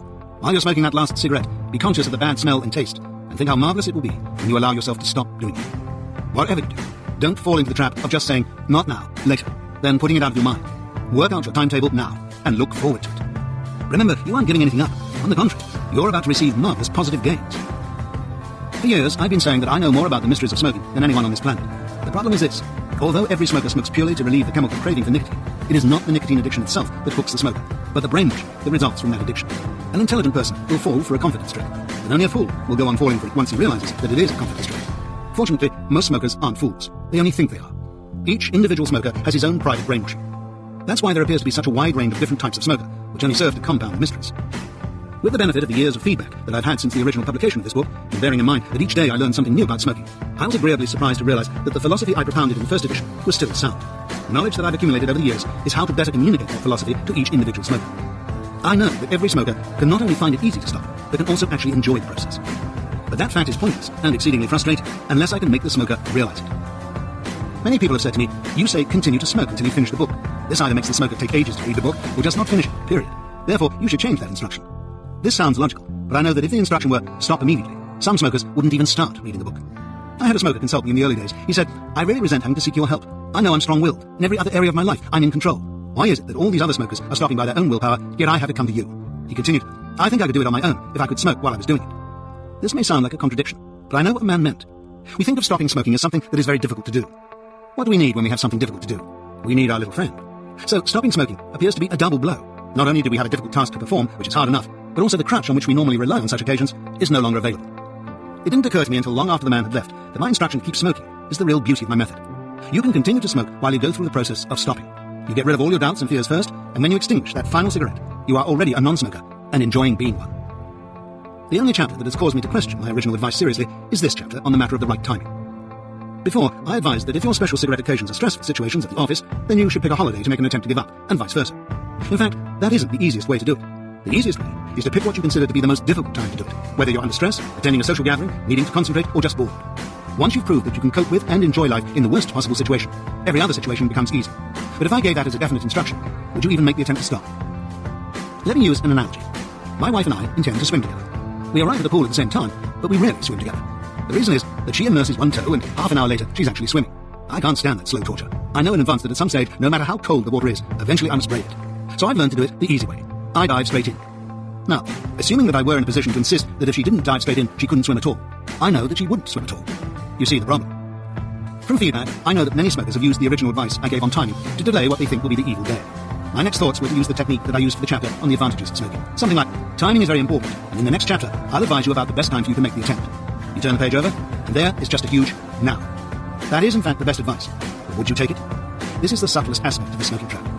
When we have genuine stress in our lives, it's not the time to stop. And if we have no stress in our lives, we have no desire to stop. Ask yourself the following questions. When you smoked that very first cigarette, did you really decide then that you would continue to smoke the rest of your life, all day, every day, without ever being able to stop? Of course you didn't. Are you going to continue the rest of your life all day, every day, without ever being able to stop? Of course you aren't. So when will you stop? Tomorrow? Next year? The year after? Isn't this what you've been asking yourself since you first realized you were hooked? Are you hoping that one morning you'll wake up and just not want to smoke anymore? Stop kidding yourself. I waited 33 years for it to happen to me. With drug addiction, you get progressively more hooked, not less. You think it'll be easier tomorrow? You're still kidding yourself. If you can't do it today, what makes you think it will be easier tomorrow? Are you going to wait until you've actually contracted one of the killer diseases? That will be a bit pointless. The real trap is the belief that now isn't the right time. It will always be easier tomorrow. We believe that we live stressful lives. In fact, we don't. We've taken most genuine stress out of our lives. When you leave your home, you don't live in fear of being attacked by wild animals. Most of us don't have to worry where our next meal is coming from, or whether we'll have a roof over our head tonight. Just think of the life of a wild animal. Every time a rabbit comes out of its burrow, it's risking its life. But the rabbit can handle it. It's got adrenaline and other hormones. So do we. The truth is, the most stressful periods for any creature are early childhood and adolescence. But 3 billion years of natural selection have equipped us to cope with stress.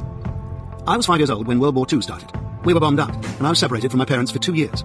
I was billeted with people who treated me unkindly. It was an unpleasant period in my life, but I was able to cope with it. I don't believe it has left me with any permanent scars. On the contrary, I believe it's made me a stronger person. When I look back on my life, there has only been one thing that I couldn't handle, and that was my slavery to that damned weed. A few years ago, I thought I had all the worries in the world. I was suicidal, not in the sense that I would have jumped off a roof, but in the sense that I knew that smoking would soon kill me. I argued that if this was life with my crush, life just wouldn't be worth living without it. What I didn't realize was that when you're physically and mentally depressed, everything gets you down. Now, I feel like a young boy again. Only one thing made the change in my life. I'm now out of the smoking pit. I know it's a cliche to say, if you haven't got your health, you've got nothing, but it's absolutely true. I used to think that physical fitness fanatics like golfer Gary Player were a pain. I used to claim there's more to life than feeling fit. There's booze and tobacco. That's nonsense. When you feel physically and mentally strong, you can enjoy the highs and handle the lows. We confuse responsibility with stress. Responsibility becomes stressful only when you don't feel strong enough to handle it. The Richard Burtons of this world are physically and mentally strong. What destroys them is not the stresses of life, their jobs or old age, but the so-called crutches they turn to, which are just illusions. Sadly, in his case, and to millions like him, the crutches kill. Look at it this way. You've already decided that you're not going to stay in the trap the rest of your life. Therefore, at some time in your life, whether you find it easy or difficult, you'll have to go through the process of getting free. Smoking is not a habit or pleasure. It's drug addiction and a disease. We've already established that far from being easier to stop tomorrow, it will get progressively harder. With a disease that's going to get progressively worse, the time to get rid of it is now, or as nearest to now as you can manage. Just think how quickly each week of our lives comes and goes. That's all it takes. Just think how nice it will be to enjoy the rest of your life without that ever-increasing black shadow hanging over you. And if you follow all my instructions, you won't even have to wait 5 days. You'll not only find it easy after extinguishing the final cigarette, you'll enjoy it. Chapter 29. Will I miss the cigarette? No. Once that little nicotine monster is dead and your body stops craving nicotine, any remaining brainwashing will vanish. You'll find that you'll be both physically and mentally better equipped not only to cope with the stresses and strains of life, but also to enjoy the good times to the fullest. There's only one danger, and that is the influence of people who are still smoking.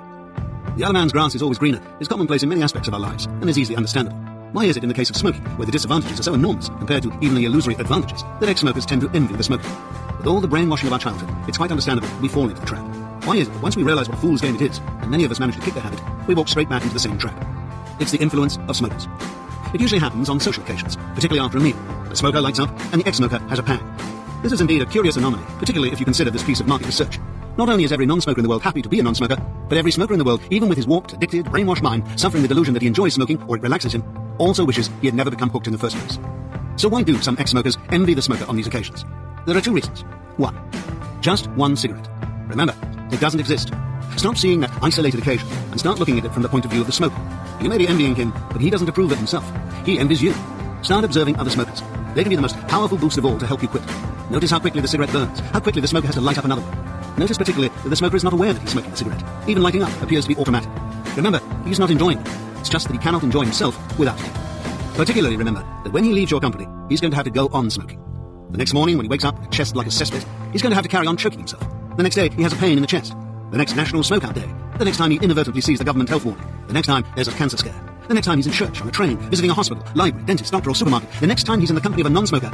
He has to continue this lifetime chain of paying through the nose just for the privilege of destroying himself physically and mentally. He's facing a lifetime of filth, bad breath, stained teeth, slavery, self-destruction, and black shadows at the back of his mind.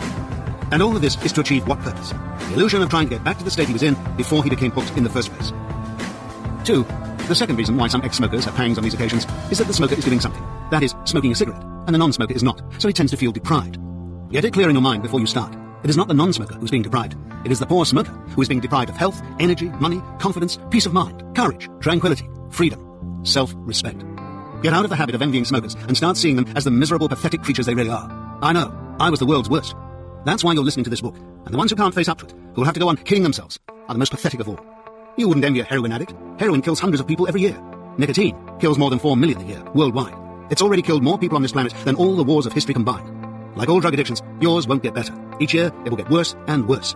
If you don't enjoy being a smoker today, you'll enjoy it even less tomorrow. Don't envy other smokers. Pity them. Believe me, they need your pity.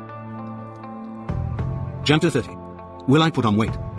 This is another myth about smoking spread mainly by smokers who, when attempting to stop on the willpower method, substitute sweets or other foods to help relieve withdrawal pangs. The withdrawal pangs of nicotine are very similar to hunger pangs, and the two are easily confused. However, whereas the pangs of hunger can be satisfied by food, the withdrawal pangs of nicotine are never completely satisfied. As with any drug, after a while the body becomes immune, and the drug ceases to relieve the withdrawal pangs completely. As soon as we extinguish a cigarette, the nicotine rapidly leaves our body, so that the nicotine addict has a permanent hunger. The natural inclination is eventually to chain smoke. However, most smokers are prevented from doing this for one or both of the two reasons. 1. Money. They can't afford to increase their intake. 2. Health. In order to relieve the withdrawal pangs, smokers have to intake a poison, which acts as an automatic check on the number of cigarettes they can smoke. The smoker is therefore left with a permanent hunger that he can never satisfy. This is why many smokers turn to overeating, heavy drinking, or even harder drugs in order to satisfy the void. Most alcoholics are heavy smokers. I wonder if it's really a smoking problem. For the smoker, the normal tendency is to start by substituting nicotine for food. During my own nightmare years, I got to the stage where I cut out breakfast and lunch completely. I would chain smoke during the day. In the later years, I would actually look forward to the evenings, only because then I could stop smoking. However, I would be picking at food all evening. I thought it was hunger, but it was really the withdrawal pangs from nicotine. In other words, during the day, I would substitute nicotine for food, and during the evenings, I would substitute food for nicotine.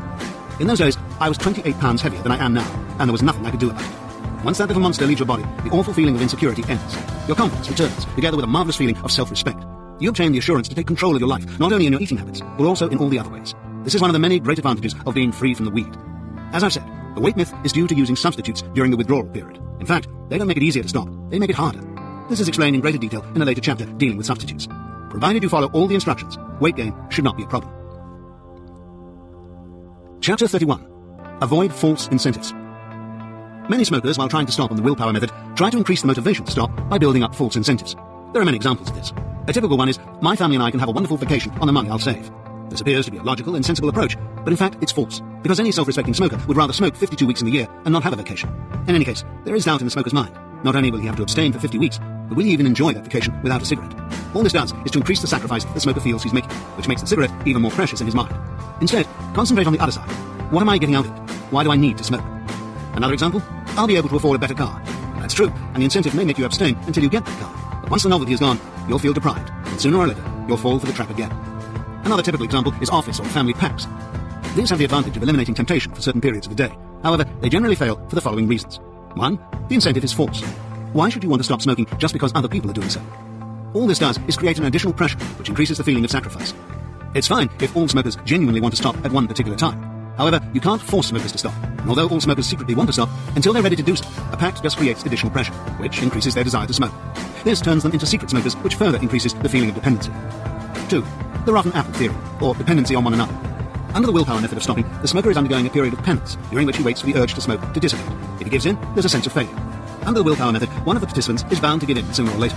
The other participants now have the excuse that they've been waiting for. It's not their fault. They would have held out. It's just that Fred has let them down. The truth is that most of them have already been cheating. 3. Sharing the credit is the reverse of the rotten apple theory. Here, the loss of face due to failure is not so bad when shared. There's a marvelous sense of achievement in stopping smoking. When you're doing it alone, the acclaim you receive from your friends, relatives, and colleagues can be a tremendous boost to help you over the first few days. When everybody's doing it at the same time, the credit has to be shared, and the boost is consequently reduced. Another classic example of false incentives is the bribe, such as a parent offering a teenager a sum of money to abstain, or the bet, I'll give you $100 if I fail. There was once an example on a TV program. A policeman trying to give up smoking put a $20 bill in his cigarette pack. He had a pact with himself. He could smoke again, but he first had to set light to the $20 bill. This stopped him for a few days, but eventually he burned the note. Stop kidding yourself. If the $100,000 that the average smoker will spend in his lifetime, or the 1 in 2 risk of horrendous diseases, or the lifetime of bad breath, mental and physical torture and slavery, or the disdain of most of the population and his own self-hatred won't stop the smoker, a few phony incentives will not make the slightest bit of difference. They'll only make the sacrifice appear worse. Keep looking at the other side of the tug-of-war and ask yourself, what is smoking doing for me? Absolutely nothing. Why do I need to do it? You don't. You're only punishing yourself. Chapter 32. The Easy Way to Stop. This chapter contains instructions about the easy way to stop smoking. Providing you follow the instructions, you'll find that stopping ranges from relatively easy to enjoyable.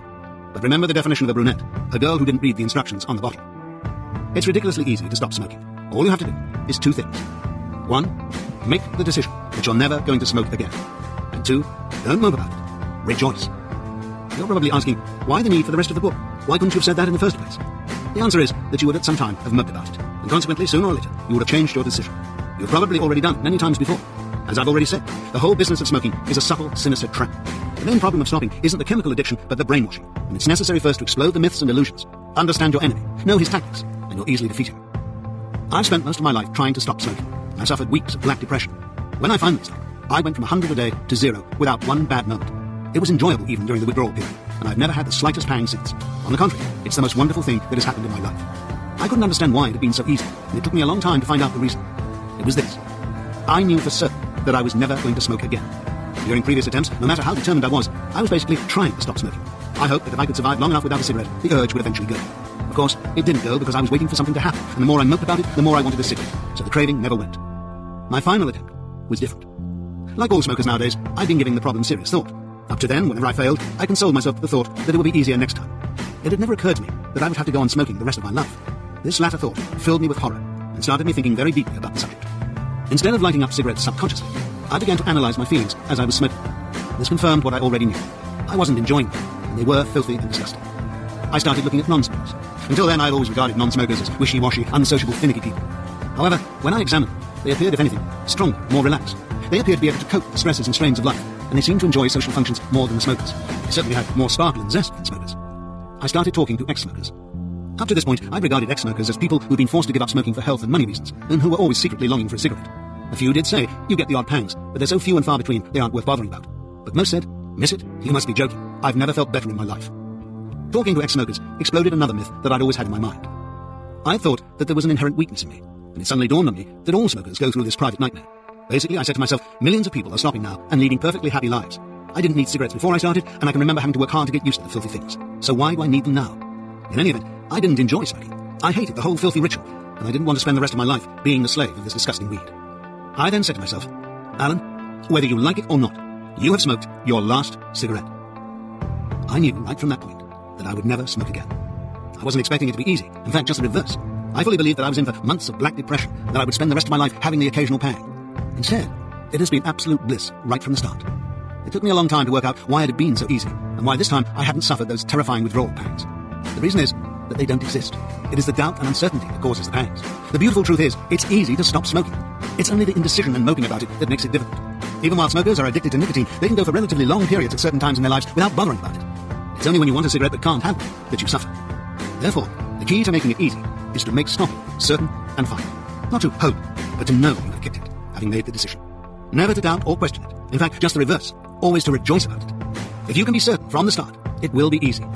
But how can you be certain from the start unless you know it's going to be easy? This is why the rest of the book is necessary. There are certain essential points, and it's necessary to get them clear in your mind before you start. 1.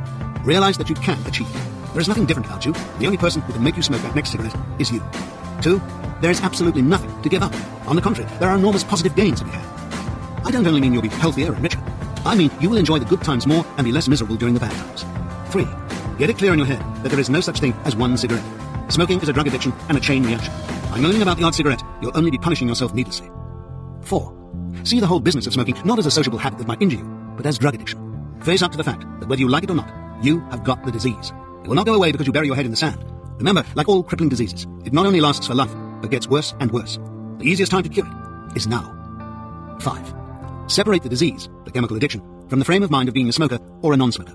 All smokers, if given the opportunity to go back to the time before they became hooked, would jump at that opportunity. You have that opportunity today.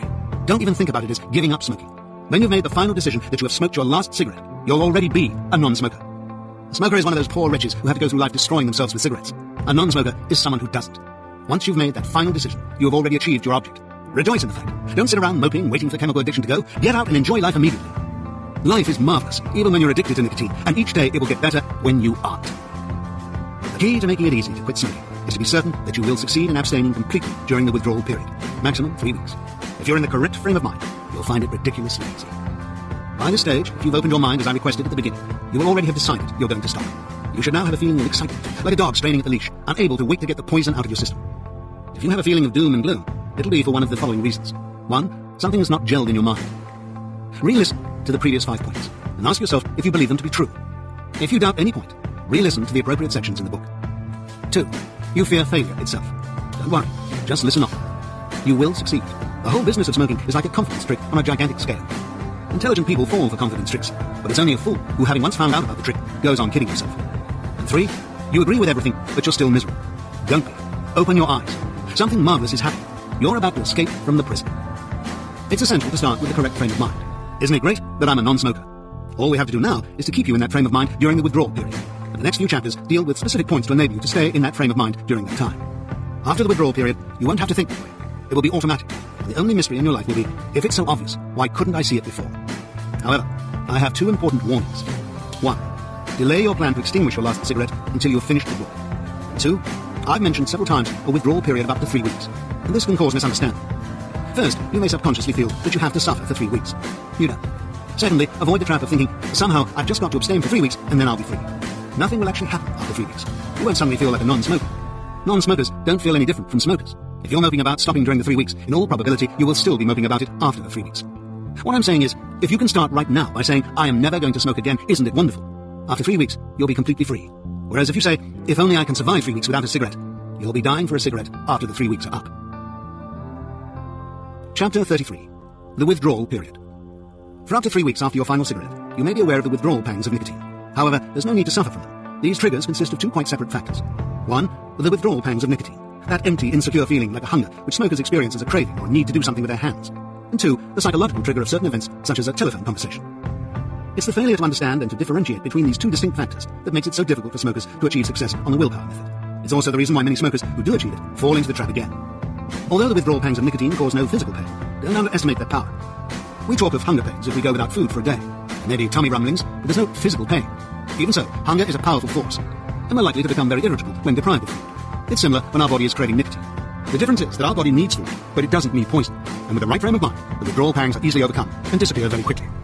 If smokers can abstain for a few days on the willpower method, the craving for nicotine soon disappears. It's the second factor that causes the difficulty. The smoker has gotten into the habit of relieving his withdrawal pangs at certain times or occasions, which causes an association of ideas, such as, I can't enjoy a drink without a cigarette. It may be easier to understand the effect with the help of an example. You have a car for a few years, and let's say the turn indicator is on the left of the steering column. On your next car, it's on the right. You know it's on right, but for a couple of weeks, you put the windshield wipers on whenever you want to turn. Stopping smoking is similar. During the early days of the withdrawal period, the trigger mechanism will operate at certain times. You'll think, I want a cigarette. It's essential to counter the brainwashing right from square one. Then these automatic triggers will quickly disappear. Under the willpower method, the smoker believes he's making a sacrifice, is moping about it, and is waiting for the urge to smoke to disappear. Rather than removing these trigger mechanisms, he's actually increasing them. A common trigger is a meal, particularly one at a restaurant with friends.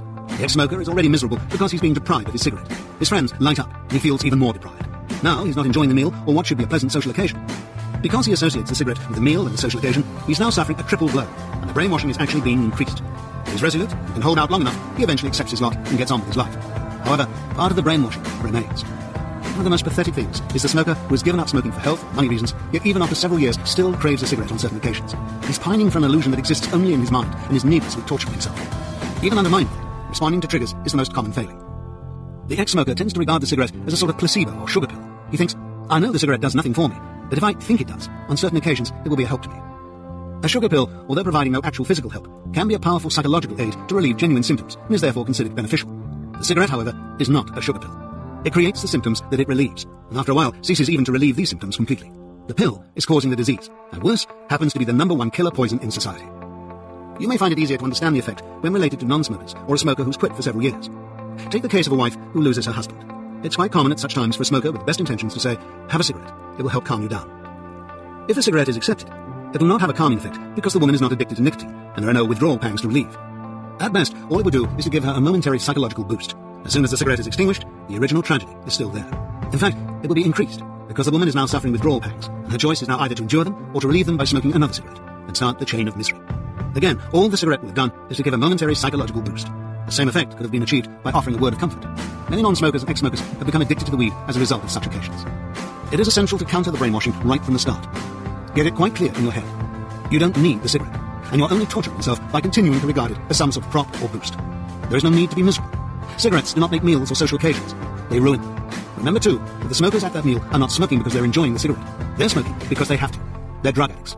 You cannot enjoy the meal or life without it. Abandon the concept of the smoking habit as pleasurable in itself. Many smokers think, if only there were a clean cigarette. Any smoker who tries herbal cigarettes soon finds out that they're a waste of time. Get it clear in your mind that the only reason you've been smoking is to get the nicotine. Once you're rid of the craving for nicotine, you'll have no more need to stick a cigarette in your mouth than in your ear. Whether the pang is due to actual withdrawal symptoms, the empty feeling, or a trigger mechanism, accept it. The physical pain is non-existent, and with the right frame of mind, cigarettes become no problem. Do not worry about withdrawal. The feeling itself isn't bad. It's the association with wanting a cigarette and then feeling denied that is the problem. Instead of moping about the pang, say to yourself, I know what it is. It's the withdrawal pang from nicotine. That's what smokers suffer all their lives, and that's what keeps them smoking. Non-smokers do not suffer these pangs. It's another of the many evils of this drug. Isn't it marvelous? I'm purging this evil from my body. In other words, for the next 3 weeks, you will have a slight trauma inside your body. But during those weeks, and for the rest of your life, something wonderful will be happening. You'll be ridding yourself of an awful disease. That bonus will more than outweigh the slight trauma, and you'll actually enjoy the withdrawal pangs. They'll become moments of pleasure. Think of the whole business of stopping as an exciting game. Think of the nicotine monster as a sort of tapeworm inside your stomach. You've got to starve him for 3 weeks, and he's going to try to trick you into lighting a cigarette to keep him alive. At times, he will try to make you miserable. At times, you will be off guard. Someone may offer you a cigarette, and you may forget that you've stopped. There is a slight feeling of deprivation when you remember. Be prepared for these traps in advance. Whatever the temptation, get it into your mind that it's only there because of the monster inside your body. And every time you resist the temptation, you've dealt another mortal blow in the battle. Whatever you do, don't try to forget about smoking. This is one of the things that causes smokers, using the willpower method, hours of depression. They try to get through each day, hoping that eventually they'll just forget about it. It's like not being able to sleep. The more you worry about it, the harder it becomes. In any event, you won't be able to forget about it. The first few days, the little monster will keep reminding you, and you won't be able to avoid it. As long as there are still smokers and extensive cigarette promotions about, you'll have constant reminders. The point is, you have no need to forget. Nothing bad is happening. Something marvelous is taking place. Even if you're thinking about it 1,000 times a day, savor each moment. Remind yourself how wonderful it is to be free again. Remind yourself of the sheer joy of not having to choke yourself anymore. As I've said, you'll find that the pangs become moments of pleasure, and you'll be surprised how quickly you will then forget about smoking. Whatever you do not doubt your decision. Once you start to doubt, you'll start to mope, and it will get worse. Instead, use the momentary pang as a boost. If it's caused by depression, remind yourself that that's what cigarettes were doing to you. If you're offered one by a friend, take pride in saying, I'm happy to say I don't need them anymore. That will hurt him, but when he sees that it isn't bothering you, he'll be halfway to joining you. Remember that you've had very powerful reasons for stopping in the first place. Remind yourself of all the money that one cigarette will cost you, and ask yourself whether you really want to risk those fearful diseases. Above all, remember that the feeling is only temporary, and each moment is a moment nearer to your goal. Some smokers fear that they'll have to spend the rest of their lives reversing the automatic triggers. In other words, they believe that they'll have to go through life using psychological tricks to kid themselves that they don't really need a cigarette. This is not so. Remember that the optimist sees the bottle as half full, and the pessimist sees it as half empty. In the case of smoking, the bottle is empty, and the smoker sees it as full. It is the smoker who's been brainwashed. Once you start telling yourself that you don't need to smoke, in a very short time, you won't even need to say it. Because the beautiful truth is, you do not need to smoke. It's the last thing you need to do. Make sure it's not the last thing you do. Chapter 34. Just one puff. The idea of just one more puff is the undoing of many smokers who try to stop by the willpower method. They'll go through 3 or 4 days and then have the odd cigarette or puff or two to tide them over. They don't realize the devastating effect this has on their morale. For most smokers, that first puff doesn't taste good, and this gives their conscious minds a boost. They think, good, that wasn't enjoyable. I'm losing the urge to smoke. In fact, the reverse is the case. Get it clear in your mind. Cigarettes never were enjoyable. Enjoyment wasn't the reason why you smoked. If smokers smoked for enjoyment, they'd never smoke more than 1 cigarette. The only reason you smoked was to feed that little monster. Just think, you've starved him for 4 days. How precious that 1 cigarette or just the puff must have been to him. You're not aware of it in your conscious mind, but the fix your body received will be communicated to your subconscious mind, and all your sound preparation will be undermined. There'll be a little voice at the back of your mind saying, in spite of all the logic, cigarettes are precious. I want another one. That little puff has 2 damaging effects. 1, it keeps the little monster alive in your body, and 2, what's worse, it keeps the big monster alive in your mind. If you have the last puff, it will be easier to have the next one. Remember, just 1 cigarette is how people get into smoking in the first place. Chapter 35. Will it be harder for me? The combinations of factors that will determine how easily each individual smoker will quit are infinite. To start with, each of us has his own character, type of work, personal circumstances, timing, and so forth. Certain professions may make it harder than others, but providing the brainwashing is removed, it doesn't have to be so. A few individual examples will help. Quitting tends to be particularly difficult for members of the medical profession. We think it should be easier for doctors because they're more aware of the effects of ill health and see daily evidence of it. Although this supplies more forceful reasons for stopping, it doesn't make it any easier to do. The reasons are these. 1. The constant awareness of the health risk creates fear, which is one of the conditions under which we need to relieve our withdrawal pangs. 2. A doctor's work is exceedingly stressful, and he's usually not able to relieve the additional stress of withdrawal pangs while he's working. And 3. He has the additional stress of guilt. He feels that he should be setting an example for the rest of the population. This puts more pressure on him and increases the feeling of deprivation. During the doctor's hard-earned breaks, when the normal stress is momentarily relieved, that cigarette becomes very precious when used to relieve his withdrawal pangs. This is a form of casual smoking, and applies to any situation where the smoker is forced to abstain for lengthy periods. Under the willpower method, the smoker is miserable because he's being deprived. He's not enjoying the break or the cup of tea or coffee that goes with it. His sense of loss is therefore greatly increased. Because of the association of ideas, the cigarette gets credit for the total situation. However, if you can first remove the brainwashing and stop moping about the cigarette, the break and the cup of tea can still be enjoyed even while the body is craving nicotine. Another difficult situation is boredom, particularly when it's combined with periods of stress. Typical examples are drivers or parents at home with young children. The work is stressful, yet much of the work is monotonous. During an attempt to stop on the willpower method, a housewife, for example, has long periods in which to mope about her loss, which increases the feeling of depression. Again, this can be easily overcome if your frame of mind is correct. Don't worry that you are continually reminded that you've stopped smoking. Use such moments to rejoice in the fact that you're ridding yourself of the evil monster. If you have a positive frame of mind, these pangs can become moments of pleasure. Remember, any smoker, regardless of age, sex, intelligence, or profession, can find it easy and enjoyable to stop, provided you follow all the instructions. Chapter 36. The main reasons for failure. There are two main reasons for failure. The first is the influence of other smokers. At a weak moment or during a social occasion, somebody will light up. I've already dealt with this topic at length. Use that moment to remind yourself that there's no such thing as one cigarette. Rejoice in the fact that you've broken the chain. Remember that the smoker envies you, and feel sorry for him. Believe me, he needs your pity. The other main reason for failure is having a bad day. Get it clear in your mind before you start that whether you're a smoker or a non-smoker, there are good days and bad days. Life is a matter of relativity, and you can't have ups without having downs. The problem with the willpower method of stopping is that as soon as the smoker has a bad day, he starts smoking for a cigarette, and all he does is make a bad day worse. The non-smoker is better equipped, not only physically, but also mentally, to cope with the stresses and strains of life. If you have a bad day during the withdrawal period, just take it on the chin. Remind yourself that you've had bad days when you smoked, otherwise you wouldn't have decided to stop. Instead of moping about it, say to yourself something like, okay, today is not so good, but smoking is not going to cure it. Tomorrow will be better, and at least I've got a marvellous bonus at the moment. I've kicked that awful cigarette habit. When you're a smoker, you have to block your mind to the bad side of smoking. Smokers never have smoker's coughs, just permanent colds. When your car breaks down in the middle of nowhere, you light a cigarette. But are you happy and cheerful? Of course you aren't. Once you stop smoking, the tendency is to blame everything that goes wrong in your life on the fact that you've stopped. Now, if your car breaks down, you think, at times like these, I would have lit a cigarette. That's true. But what you forget is that the cigarette didn't solve the problem, and you're simply punishing yourself by moping about an illusory crutch. You're creating an impossible situation. You're miserable because you can't have a cigarette, and you'll be even more miserable if you do. You know that you've made the correct decision by stopping smoking, so don't punish yourself by ever doubting the decision. Remember, a positive mental approach is essential. Always. Chapter 37. Substitutes. Substitutes include chewing gum, sweets, peppermints, herbal cigarettes, and pills. Do not use any of them. They make it harder, not easier. If you do get a pang and use a substitute, it'll prolong the pang and make it harder. What you're really saying is, I need to smoke or fill the void. It'll be like giving in to a hijacker or the tantrums of a child. It'll just keep the pangs coming and prolong the torture. In any event, the substitutes will not relieve the pangs. Your craving is for nicotine, not food. All it will do is keep you thinking about smoking. Remember these points. 1. There is no substitute for nicotine. 2. You don't need nicotine. It's not food, it's poison. When the pangs come, remind yourself that it is smokers who suffer withdrawal pangs, not non-smokers. See the pangs as another evil of the drug. See them as the death of a monster. Remember, cigarettes create the void. They don't fill it. The quicker you teach your brain that you don't need to smoke or do anything else in its place, the sooner you'll be free.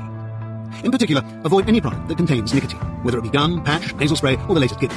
It's true that a small proportion of smokers who attempt to quit by using nicotine substitutes do succeed and attribute their success to such use. However, they quit in spite of the substitute and not because of it. It's unfortunate that many doctors still recommend nicotine replacement therapy, NRT. This is not surprising because if you don't fully understand the nicotine trap, NRT sounds very logical. It's based on the belief that when you attempt to quit smoking, you have two powerful enemies to defeat. You must 1. Break the habit, 2. Survive the terrible physical nicotine withdrawal pains. If you have two powerful enemies to defeat, it's sensible not to fight them simultaneously, but one at a time. So the NRT theory is that you first stop smoking, but continue to take a nicotine replacement. Then, once you've broken the habit, you gradually reduce the supply of nicotine, thus tackling each enemy separately. It sounds logical, but it's based on the wrong facts. Smoking is not habit, but nicotine addiction, and the actual physical pain from nicotine withdrawal is almost imperceptible. What you're trying to achieve when you quit smoking is to kill both the little nicotine monster in your body and the big monster inside your brain as quickly as possible. All NRT does is prolong the life of the little monster, which in turn prolongs the life of the big monster. Remember, Easyway makes it easy to quit immediately. You can kill the big monster, brainwashing, before you extinguish your final cigarette. The little monster will soon be dead, and even while it's dying, will be no more of a problem than it was when you were a smoker. Just think, how can you possibly cure an addict to drug addiction by recommending the same drug? One eminent and highly respected doctor has actually stated on national television that some smokers are so dependent on nicotine that if they did quit, they would have to take a nicotine substitute for life. How can a doctor get so confused as to believe that the human body is not just dependent upon food, water and oxygen, but also on a powerful poison? We often have smokers attend our clinics who quit smoking but are hooked on nicotine gum. Others are hooked on the gum and are still smoking. Don't be fooled by the fact that the gum tastes awful. So did the first cigarette. All substitutes have exactly the same effect as nicotine chewing gum. I'm now talking about this business of, I can't have a cigarette, so I'll have ordinary chewing gum, or sweets, or peppermints, to help fill the void. Although the empty feeling of wanting a cigarette is indistinguishable from hunger for food, one will not satisfy the other. In fact, if anything is designed to make you want a cigarette, it's stuffing yourself with chewing gum or peppermints. But the chief evil of substitutes is that they prolong the real problem, which is the brainwashing. By saying, I need a substitute for smoking, what you're really saying is, I'm making a sacrifice. The depression associated with the willpower method is caused by the fact that the smoker believes he's making a sacrifice. All he'll be doing is to substitute one problem for another. There's no pleasure in stuffing yourself with sweets. You'll just get fat and miserable, and in no time at all, you'll be back on the weed. Casual smokers find it difficult to dismiss the belief that they're being deprived of their little reward, the cigarette during the coffee break of office or factory workers who aren't allowed to smoke while working, or of teachers in the staff room between lessons, or the quickie by doctors between patients. Some say, I wouldn't even take the break if I didn't smoke. That proves the point. Often the break is taken not because the smoker needs it or even wants it, but because the smoker desperately needs to scratch the itch. Remember, those cigarettes never were genuine rewards. They were equivalent to wearing tight shoes to get the pleasure of taking them off. So, if you feel that you must have a little reward, let that be your substitute. While you're working, wear a pair of shoes a size too small for you. Don't allow yourself to remove them until you have your break. Then experience that wonderful moment of relaxation and satisfaction when you do remove them. Perhaps you feel that would be rather stupid. You're absolutely right. It's hard to visualize why you're still in the trap, but that is what smokers do. It's also hard to visualize that soon you won't need that little reward, and you'll regard your friends who are still in the trap with genuine pity and wonder why they can't see the point. However, if you go on kidding yourself that the cigarette was a genuine reward or that you need a substitute to take its place, you'll feel deprived and miserable. The chances are that you'll end up smoking again. If you need a genuine break, you'll soon be enjoying that break even more because you won't have to choke yourself. Remember, you don't need a substitute.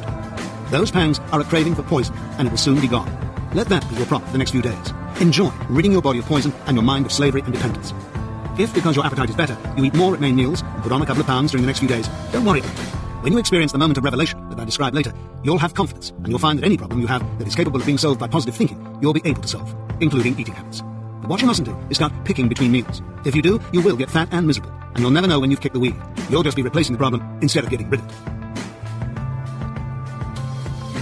Chapter 38. Should I avoid temptation situations? I've been categorical in my advice so far, and would ask you to treat this advice as instruction rather than suggestion. I'm categorical, first, because there are sound, practical reasons for my advice, and second, because those reasons have been backed up by thousands of case studies. On the question of whether or not to try to avoid temptation during the withdrawal period, I regret that I can't be categorical. Each smoker will need to decide for himself. I can, however, make what I hope will be helpful suggestions. I repeat that it is fear that keeps us smoking all our lives, and this fear consists of two distinct phases. One, how can I survive without a cigarette? This fear is the panic that smokers experience when they're out late at night and their cigarettes begin to run out. The fear isn't caused by withdrawal pangs, but is the psychological fear of dependency. You believe you can't survive without a cigarette. That fear actually reaches its height when you're smoking your last cigarette, at the time when your withdrawal pangs are at the lowest point. It is the fear of the unknown, the sort of fear that people have when they're learning to dive. The diving board is 1 foot high, but seems to be 6 feet high. The water is 6 feet deep, but appears to be 1 foot deep. It takes courage to launch yourself. You're convinced you're going to smash your head. The launching is the hardest part. If you can find the courage to do it, the rest is easy. This explains why many otherwise strong-willed smokers either have never attempted to stop or can survive only a few hours when they do. In fact, there are some 20 cigarettes a day smokers who, when they decide to stop, actually smoke their next cigarette more quickly than if they'd not decided to stop. The decision causes panic, which is stressful. This is one of the occasions when the brain triggers the instruction, have a cigarette. But now you can't have one. You're being deprived. More stress. The trigger starts again, quickly the fuse blows, and you light up. Don't worry. That panic feeling is purely psychological and caused by the belief that you're actually dependent on nicotine. The beautiful truth is that you're not. Once that illusion is removed, so is the panic, even while the little monster still lives. Do not panic. Just trust me and launch yourself. 2. The second phase of fear is longer term. It involves the fear that certain situations in the future will not be enjoyable without a cigarette, or that you'll not be able to cope with the trauma without a cigarette. Don't worry. If you can launch yourself, you'll find the opposite to be the case. The avoidance of temptation itself falls into two main categories. 1. I'll keep my cigarettes available, although I'll not smoke them. I'll feel more confident knowing they're there. I find the failure rate with people who do this to be far higher than with people who discard their cigarettes.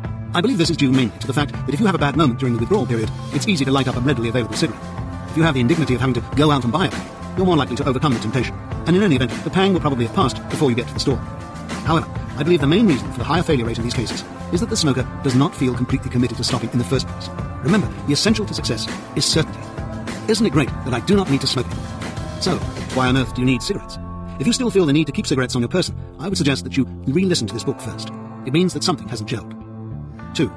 Should I avoid stressful or social occasions during the withdrawal period? My advice is yes. Try to avoid stressful situations. There's no sense in putting undue pressure on yourself. In the case of social events, my advice is the reverse. Go out and enjoy yourself right away. You don't need cigarettes even while you're still addicted to nicotine. Go to a party and rejoice in the fact that you do not have to smoke. It will quickly prove to you the beautiful truth that life is so much better without cigarettes. And just think how much better it will be when the little monster has left your body, together with all that poison. Chapter 39. The Moment of Revelation. The moment of revelation usually takes place within 3 weeks after a smoker stops. The sky appears to become brighter, and instead of telling yourself you don't need to smoke, you suddenly realize that the last thread is broken, and you can enjoy the rest of your life without ever needing to smoke again. This is the moment when the brainwashing ends completely. It's also usually from this point on that you start looking at other smokers as objects of pity. Smokers using the willpower method don't normally experience this moment because although they're glad to be ex-smokers, they go through life believing they're making a sacrifice. The more you smoke, the greater this moment is, and it lasts a lifetime.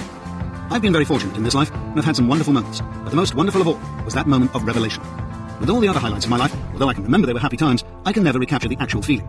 I can never get over the joy of not having to smoke anymore. If ever I'm feeling low and need a boost nowadays, I just think how lovely it is not to be hooked on that awful weed.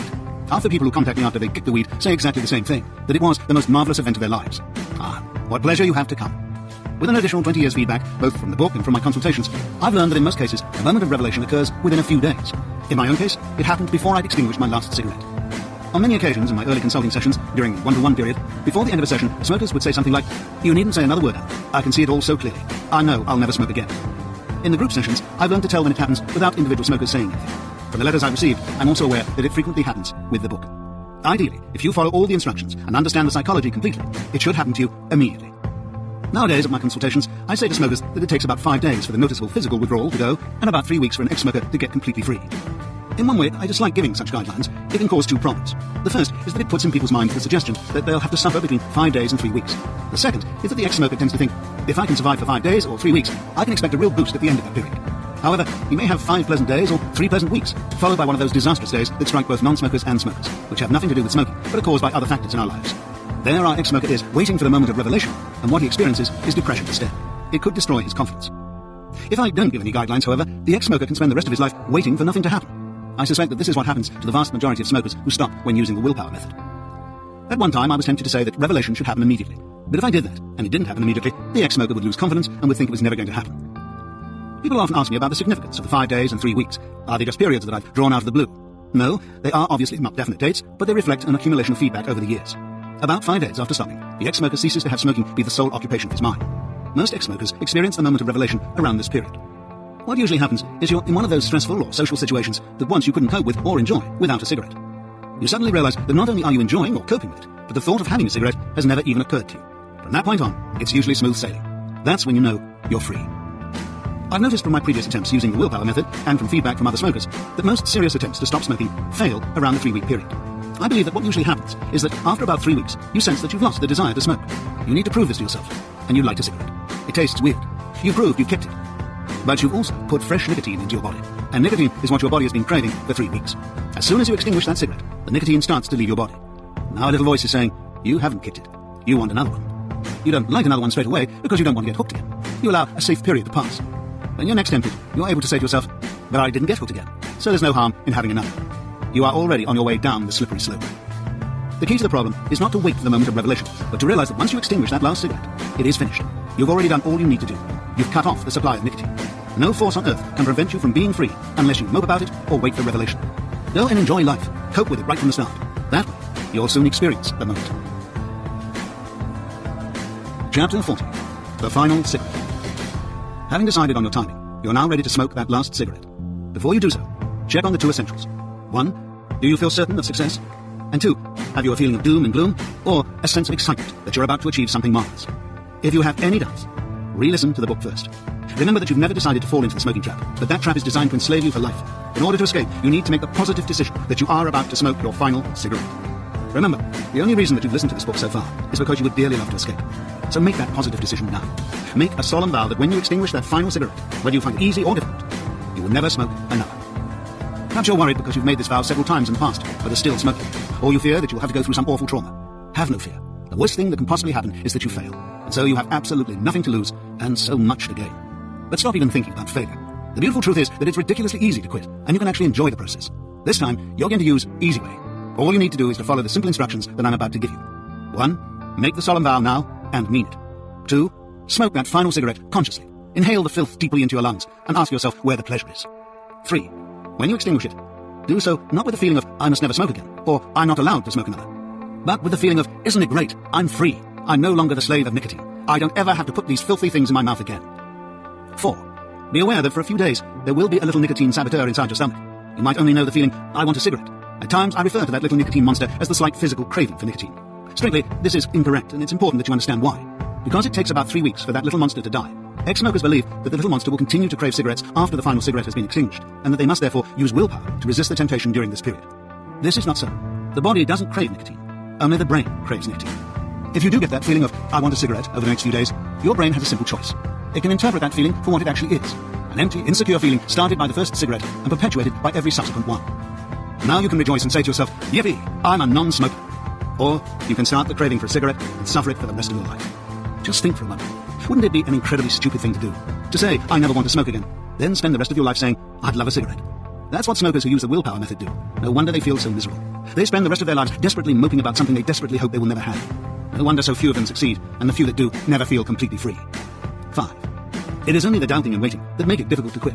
So never doubt your decision. You know it's the right one. If you begin to doubt it, you'll put yourself in a no-win situation. You'll be miserable if you crave a cigarette but can't have one. You'll be even more miserable if you do have one. No matter what system you're using, what is it that you're trying to achieve when you quit smoking? Never to smoke again? No. Many ex-smokers do that, but go through the rest of their lives feeling deprived. What is the real difference between smokers and non-smokers? Non-smokers have no need or desire to smoke. They don't crave cigarettes, and they don't need to exercise willpower in order not to smoke. That's what you're trying to achieve, and it is completely within your power to achieve it. You don't have to wait to stop craving cigarettes to become a non-smoker. You do it the moment you extinguish that final cigarette. You have cut off the supply of nicotine. You are already a happy non-smoker. And you will remain a happy non-smoker provided, 1, you never doubt your decision, 2, you don't wait to become a non-smoker. If you do, you'll merely be waiting for nothing to happen, which will create a phobia. 3, you don't wait for the moment of revelation to come or try not to think about smoking. Either way, you'll merely create a phobia. 4, you don't use substitutes. 5, you see all other smokers as they really are, and pity them rather than envy them. 6, whether you have good days or bad days, you don't change your life just because you've quit smoking. If you do, you'll be making a genuine sacrifice, and there's no need to. Remember, you haven't given up living. You haven't given up anything. On the contrary, you've cured yourself from an awful disease and escaped from an insidious prison. As the days go by and your health, both physical and mental, improves, the highs will appear higher and the lows less low than when you were a smoker.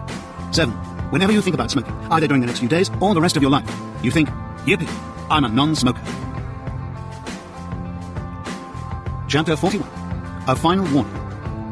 No smoker, given the chance of going back to the time before he became hooked, with the knowledge he has now, would opt to start. Many of the smokers who consult me are convinced that if I could only help them stop, they would never dream of smoking again. Yet thousands of smokers successfully kept their habit for many years and lead perfectly happy lives, only to get trapped once again. I trust that this book will help you find the easy way to stop smoking. But be warned, smokers who find it easy to stop, find it easy to start again. Do not fall for this trap. No matter how long you have stopped, or how confident you are that you will never become hooked again, make it a rule of life not to smoke for any reason. Resist the millions of dollars that the tobacco companies spend on promotion. And remember, they're pushing the #1 killer drug and poison. You wouldn't be tempted to try heroin, yet cigarettes kill hundreds of thousands more people than heroin does. Remember, that first cigarette will do nothing for you. You'll have no withdrawal pangs to relieve, and it will taste awful. What it will do is put nicotine into your body. And a little voice at the back of your mind will start saying, I want another one. Then you have the choice of being miserable for a while, or starting the whole filthy chain again. Chapter 42. 20 years feedback. Since the original publication of this book, I now have 20 years feedback, both from my own consultations and from the book itself. Originally, my efforts to spread the word were a struggle. My method was poo-pooed by the so-called experts. Now, smokers fly in from all over the world to attend my consultations, and more members of the medical profession attend them than members of any other profession. The book is already regarded in Britain as the most effective aid for stopping smoking, and its reputation is rapidly spreading throughout the rest of the world. I'm not a do-gooder. I wage my war, which I emphasize is not against smokers, but against the nicotine trap, for the purely selfish reason that I enjoy it. Every time I hear of a smoker escaping from the prison, I get a feeling of great pleasure, even when it has nothing to do with me. You can also imagine the immense pleasure I obtain from the thousands of grateful letters that I've received over the years. There has also been considerable frustration. The frustration is caused mainly by two categories of smoker.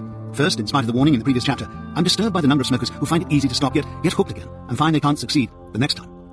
This applies not only to smokers who read or listen to the book, but also to those who attend my consultations. A man telephoned me a few years ago. He was very distraught. In fact, he was crying. He said, I'll pay you £1,000 if you can help me stop for a week. I know if I can just survive a week, I'll be able to do it. I told him that I'd charge a fixed fee, and that was all he need pay. He attended a group session, and much to his surprise, found it easy to stop. He sent me a very nice thank you letter. Practically the last thing I say to ex-smokers leaving my session is, remember, you must never smoke another cigarette. This particular man said, have no fear, Alan. If I manage to stop, I'll definitely never smoke again. I could tell that the warning hadn't really registered. I said, I know you feel like that at the moment, but how will you feel 6 months on? He said, Alan, I'll never smoke again. About a year later, there was another phone call. Alan, I had a small cigar at Christmas, and now I'm back on 40 cigarettes a day. I said, do you remember when you first phoned? You hated it so much, you were going to pay me £1,000 if you could stop for a week. I remember. Haven't I been stupid? Do you remember you promised me you would never smoke again? I know, I'm a fool.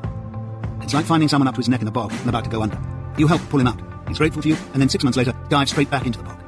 Ironically, when this man attended a subsequent session, he said, can you believe it? I offered to pay my son £1,000 if he hadn't smoked by his 21st birthday. I paid up.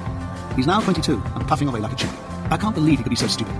I said, I don't see how you can call him stupid. At least he avoided the trap for 22 years, and he doesn't know the misery he's in for. You knew it as well as anyone, and survived only a year. Smokers who find it easy to stop and start again pose a special problem. However, when you get there, please, don't make the same mistake. Smokers believe that such people start again because they're still hooked and are missing the cigarette. In fact, they find stopping so easy that they lose their fear of smoking. They think, I can have an odd cigarette. Even if I do get hooked again, I'll find it easy to stop again. I'm afraid it just doesn't work that way. It's easy to stop smoking, but it's impossible to try to control the addiction. One thing that is essential to becoming a non-smoker is not to smoke. The second category of smokers that causes me frustration consists of those who are just too frightened to make the attempt to stop, or, when they do, find it a great struggle. The main difficulties appear to be the following. 1. Fear of failure. There's no disgrace in failure, but not to try is plain stupidity. Look at it this way. You're hiding from nothing.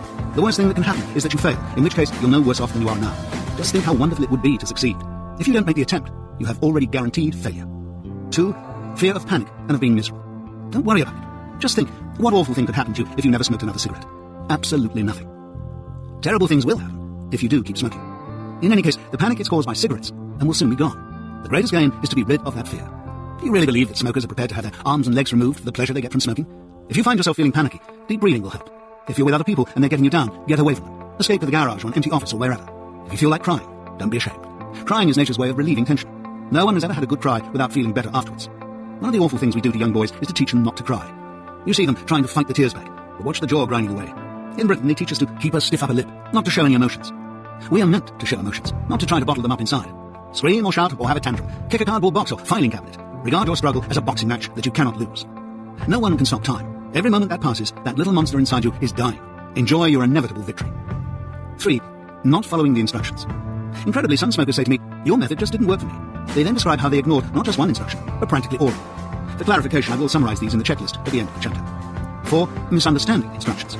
The chief problems appear to be these. I can't stop thinking about smoking. Of course you can't, and if you try, you'll create a phobia and be miserable.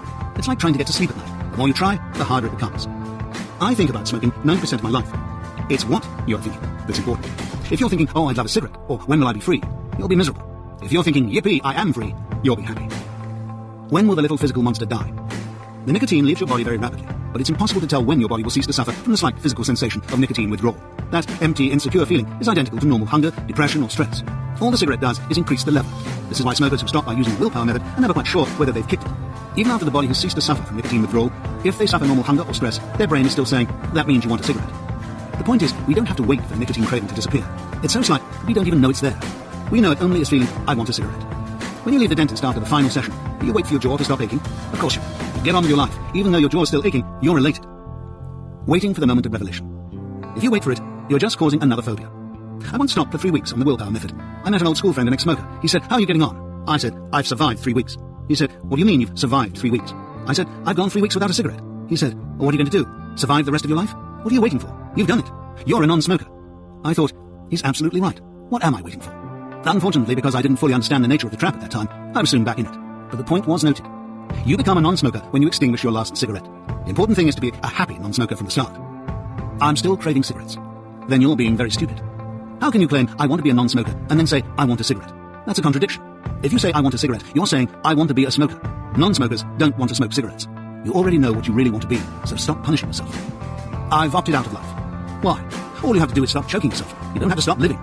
Look, it's as simple as this. For the next few days, you'll have a slight trauma in your life. Your body will suffer the almost imperceptible aggravation of withdrawal from nicotine. Now bear this in mind. You are no worse off than you were. This is what you've been suffering the whole of your smoking life. Every time you've been asleep or in a church, supermarket or library. It didn't seem to bother you when you were a smoker. And if you don't stop, you'll go on suffering this distress for the rest of your life. Cigarettes don't make meals or drinks or social occasions. They ruin them. Even while your body is still craving nicotine, meals and social occasions are marvelous. Life is marvelous. Go to social functions, even if there are 20 smokers there. Remember that you are not being deprived. They are. Every one of them would love to be in your position.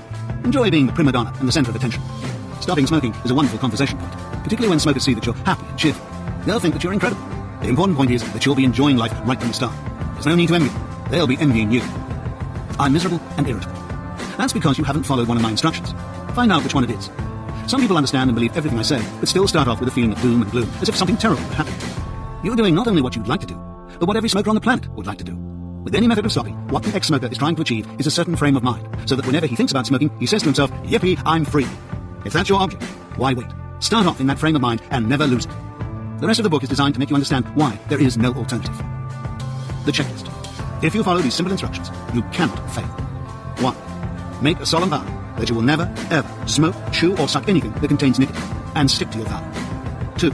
Get this clear in your mind. There is absolutely nothing to give up. By that I don't mean simply that you'll be better off as a non-smoker. You've known that all your life. Nor do I mean that although there's no rational reason why you smoke, you must get some form of pleasure or crutch for it, or you wouldn't do it. What I mean is there is no genuine pleasure or crutch in smoking. It's just an illusion, like banging your head against a wall to make it pleasant when you stop. 3. There is no such thing as a confirmed smoker. You're just one of the millions who've fallen for this subtle trap. Like millions of other ex-smokers who once thought they couldn't escape, you have escaped. 4. If at any time in your life you were to weigh the pros and cons of smoking, the conclusion would always be, a dozen times over, stop doing it, you're a fool. Nothing will ever change that. It's always been that way, and it always will be. Having made what you know to be the correct decision, don't ever torture yourself by doubting it. 5. Don't try not to think about smoking or worry that you're thinking about it constantly. But whenever you do think about it, whether it be today, tomorrow, or the rest of your life, think, yippee, I'm a non-smoker. 6. Do not use any form of substitute. Do not keep your own cigarettes. Do not avoid other smokers. Do not change your lifestyle in any way purely because you've stopped smoking. If you follow the above instructions, you will soon experience the moment of revelation. But 7. Don't wait for that moment to come. Just get on with your life, enjoy the highs, and cope with the lows. You'll find that in no time at all, the moment will arrive. Chapter 43. Help the smoker left on the sinking ship. Smokers are panicking nowadays. They sense that there's a change in society. Smoking is now regarded as an unsociable habit, even by smokers themselves. They also sense that the whole thing is coming to an end. Millions of smokers are now stopping, and all smokers are conscious of this fact. Every time a smoker leaves the sinking ship, the ones left on it feel more miserable. Every smoker instinctively knows that it is ridiculous to pay good money for dried leaves rolled up in paper, to set light to them, and to breathe cancer-triggering tar into his lungs. If you still don't think it's silly, try sticking a burning cigarette in your ear and ask yourself, what's the difference? Just one. You can't get the nicotine that way. If you can stop sticking cigarettes in your mouth, you won't need the nicotine. Smokers can't find a rational reason for smoking, but if someone else is doing it, they don't feel quite so silly. Smokers blatantly lie about their habit, not only to others, but to themselves. They have to. The brainwashing is essential if they're to retain some self-respect. They feel the need to justify their habit, not only to themselves, but to non-smokers. They are therefore forever advertising the illusory advantages of smoking. If a smoker stops on the willpower method, he still feels deprived and tends to become a moaner. All this does is to confirm to other smokers how right they are to keep smoking. If the ex-smoker succeeds in kicking the habit, he's grateful that he no longer has to go through life choking himself or wasting money. But he has no need to justify himself. He doesn't sit there saying how marvellous it is not to be smoking. He'll do that only if he's asked, and smokers won't ask that question. They wouldn't like the answer. Remember, it is fear that keeps them smoking, and they would rather keep their heads in the sand. The only time they ask that question is when it's time to stop. Help the smoker. Remove these fears. Tell him how wonderful it is not to have to go through life choking yourself. How lovely it is to wake up in the morning feeling fit and healthy instead of wheezing and coughing. How wonderful it is to be free of slavery, to be able to enjoy the whole life, to be rid of those awful black shadows. Or better still, get him to listen to this book. It's essential not to belittle the smoker by indicating that he's polluting the atmosphere or is in some way unclean. There is a common conception that the ex-smoker is the worst in this respect. I believe this conception has some substance, and I think this is due to the willpower method of stopping. Although the ex-smoker has kicked the habit, he retains some of the brainwashing, and part of him therefore still believes that he's made a sacrifice. He feels vulnerable, and his natural defense mechanism is to attack the smoker. This may help the ex-smoker, but it does nothing to help the smoker. All it does is to make him feel even more wretched, and consequently make his need for a cigarette even greater. Although the change in society's attitude to smoking is the main reason why millions of smokers are quitting, it doesn't make it easier for them to do so. In fact, it makes it a great deal harder. Most smokers nowadays believe they're stopping mainly for health reasons. This is not strictly true. Although the enormous health risk is obviously the chief reason for quitting, smokers have been killing themselves for years, and it has made not the slightest difference. The main reason why smokers are stopping is because society is beginning to see smoking for what it actually is: filthy drug addiction. The enjoyment was always an illusion. This attitude removes this illusion so that the smoker is left with nothing. The complete ban on smoking in many subway systems is a classic example of the smoker's dilemma. The smoker either takes the attitude, okay, if I can't smoke on the train, I'll find another means of travel, which does no good. Or he says, fine, it'll help me cut down on my smoking. The result of this is that instead of smoking 1 or 2 cigarettes on the train, neither of which he would have enjoyed, he abstains for an hour. During this enforced period of abstinence, however, not only will he be mentally deprived and waiting for his reward, but his body will also have been craving nicotine. And oh, how precious that cigarette will be when he's eventually allowed to light up. Enforced abstinence doesn't actually cut down the intake, because the smoker just indulges in more cigarettes when he's eventually allowed to smoke. All it does is ingrain in the smoker's mind how precious cigarettes are and how dependent he is upon them. I think the most insidious aspect of this enforced abstinence is its effect on pregnant women. We allow teenage girls to be bombarded with massive advertising that gets them hooked in the first place. Then, during pregnancy, one of the most stressful periods in women's lives, when in their deluded minds they need cigarettes most of all, the medical profession blackmails them into giving up because of the harm they're causing the baby. Many are unable to do so, and are forced through no fault of their own to suffer a guilt complex for the rest of their lives. Many of them succeed, and are pleased to do so, thinking, fine, I'll do this for the baby, and after 9 months I'll be cured anyway. Then comes the pain and fear of labour, followed by the biggest high of their lives. The pain and fear are over, and the beautiful new baby has arrived. And the old trigger mechanism comes into operation. Part of the brainwashing is still there, and almost before the cord has been cut, the woman has a cigarette in her mouth. The elation of birth blocks the foul taste from her mind. She has no intention of becoming hooked again. Just the one cigarette. Too late. She is already hooked. Nicotine has gotten into her body again. The old craving will start, and even if she doesn't become hooked right away, postnatal depression will probably get her smoking again. It's strange that although heroin addicts are criminals, according to law, our society's attitude is, what can we do to help pathetic individuals? Let us adopt the same attitude to the poor smoker. He's not smoking because he wants to, but because he thinks he has to. And unlike the heroin addict, he usually has to suffer years and years of mental and physical torture. We always say a quick death is better than a slow one, so don't envy the poor smoker. He deserves your pity. Chapter 44. Advice to non-smokers. Help get your smoking friends or relatives to listen to this book. First, study the contents of this book and try to put yourself in the place of the smoker. Don't force him to listen to this book or try to stop him smoking by telling him he's ruining his health or wasting his money. He already knows this better than you do. Smokers don't smoke because they enjoy it or because they want to. They only told themselves and other people this in order to retain self-respect. They smoke because they feel dependent on cigarettes, because they think the cigarette relaxes them and gives them courage and confidence, and that life will never be enjoyable without a cigarette. If you try to force a smoker to stop, he feels like a trapped animal and wants his cigarette even more. This may turn him into a secret smoker, and in his mind, the cigarette will become even more precious. Refer to chapter 26. Instead, concentrate on the other side of the coin. Get him into the company of ex-smokers. There are currently more than 9 million of them in Britain alone, and many more in the US. Get the ex-smoker to tell the smoker how they too thought they were hooked for life, and how much better life is as a non-smoker. Once you have him believing that he can stop, his mind will start opening. Then start explaining the delusion created by withdrawal pangs. Not only are the cigarettes failing to give him a boost, but they're also destroying his confidence and making him irritable and unrelaxed. He should now be ready to listen to this book himself. He'll be expecting to listen to pages and pages about lung cancer, heart disease and the like. Explain that the approach is completely different, and that references to illness are just a small fraction of the material in the book. Help during the withdrawal period. Whether the ex-smoker is suffering or not, assume that he is. Don't try to minimize his suffering by telling him it's easy to stop. He can do that himself. Instead, keep telling him how proud you are, how much better he's looking, how much sweeter he smells, how much easier his breathing is. It's particularly important to keep doing this. When a smoker makes an attempt to stop, the euphoria of the attempt and the attention he gets from friends and colleagues can help him along. However, they tend to forget quickly, so keep that praise going. Because he's not talking about smoking, you may think he's forgotten about it, and it's best not to remind him. Usually the complete opposite is the case with the willpower method, as the ex-smoker tends to be obsessed by nothing else. So don't be frightened to bring the subject up, and keep praising him. He'll tell you if he doesn't want you to remind him of smoking. Go out of your way to relieve him of pressures during the withdrawal period. Try to think of ways of making his life interesting and enjoyable. This can also be a trying period for non-smokers. If one member of a group is irritable, it can cause general misery all around. So anticipate this if the ex-smoker is feeling irritable. He may well take it out, but don't retaliate. It is at this time that he needs your praise and sympathy the most. If you're feeling irritable yourself, try not to show it. One of the tricks I used to play when trying to give up with the aid of the willpower method was to get into a tantrum, hoping that my wife or friends would say, "I can't bear to see you suffering like this. For goodness sake, have a cigarette." The smoker then doesn't lose face, as he hasn't given in. He's been instructed. If the ex-smoker uses this ploy, on no account encourage him to smoke. Instead say, "If that is what cigarettes do to you, thank goodness you'll soon be free. How marvellous that you have the courage and sense to give up." Finale. Help end this scandal. In my opinion, cigarette smoking is the biggest scandal in society, even more so than nuclear weapons. Surely, the very basis of civilization, the reason why the human species has advanced so far, is that we're capable of communicating our knowledge and experiences not only to each other, but also to future generations. Even other species find it necessary to warn their offspring of the pitfalls in life. If nuclear weapons don't go off, there's no problem. The people who advocate nuclear armaments can carry on saying smugly, the weapons are keeping the peace. If they do go off, they'll solve the smoking problem and every other problem. And the bonus for the politicians is that there'll be nobody around to say, "You were wrong." I wonder if this is why they support nuclear weapons. However, much as I disagree with nuclear weapons, at least such decisions are made in good faith, in the genuine belief that they help mankind. Whereas with smoking, the true facts are known. Maybe during World War II people genuinely believed that cigarettes provided courage and confidence. Today the authorities know that is a fallacy. Look at the cigarette advertisements nowadays. They make claims about the quality of the tobacco. Why should we be worried about the quality of a poison? The sheer hypocrisy is incredible. As a society, we get uptight about glue sniffing and heroin addiction. Compared with cigarette smoking, these problems are mere pimples in our society. As of 2002, about 22% of the American population and 26% of the British population were addicted to nicotine, and most of them spend the bulk of their pocket money on cigarettes. Tens of thousands of people have their lives ruined every year because they become hooked. Smoking is by far the biggest killer in society, and yet the biggest vested interest is the British Treasury. It makes £8 billion every year out of the misery of nicotine addicts. And the tobacco empires are allowed to spend millions per year advertising the filth. How clever that cigarette companies print health warnings on the packs, and the British government spends a pittance on TV campaigns involving cancer scares, bad breath, and legs being chopped off. And then they justify themselves morally by saying, "We've warned you of the danger, it's your choice." The smoker doesn't have the choice any more than the heroin addict does. Smokers don't decide to become hooked, they're lured into a subtle trap.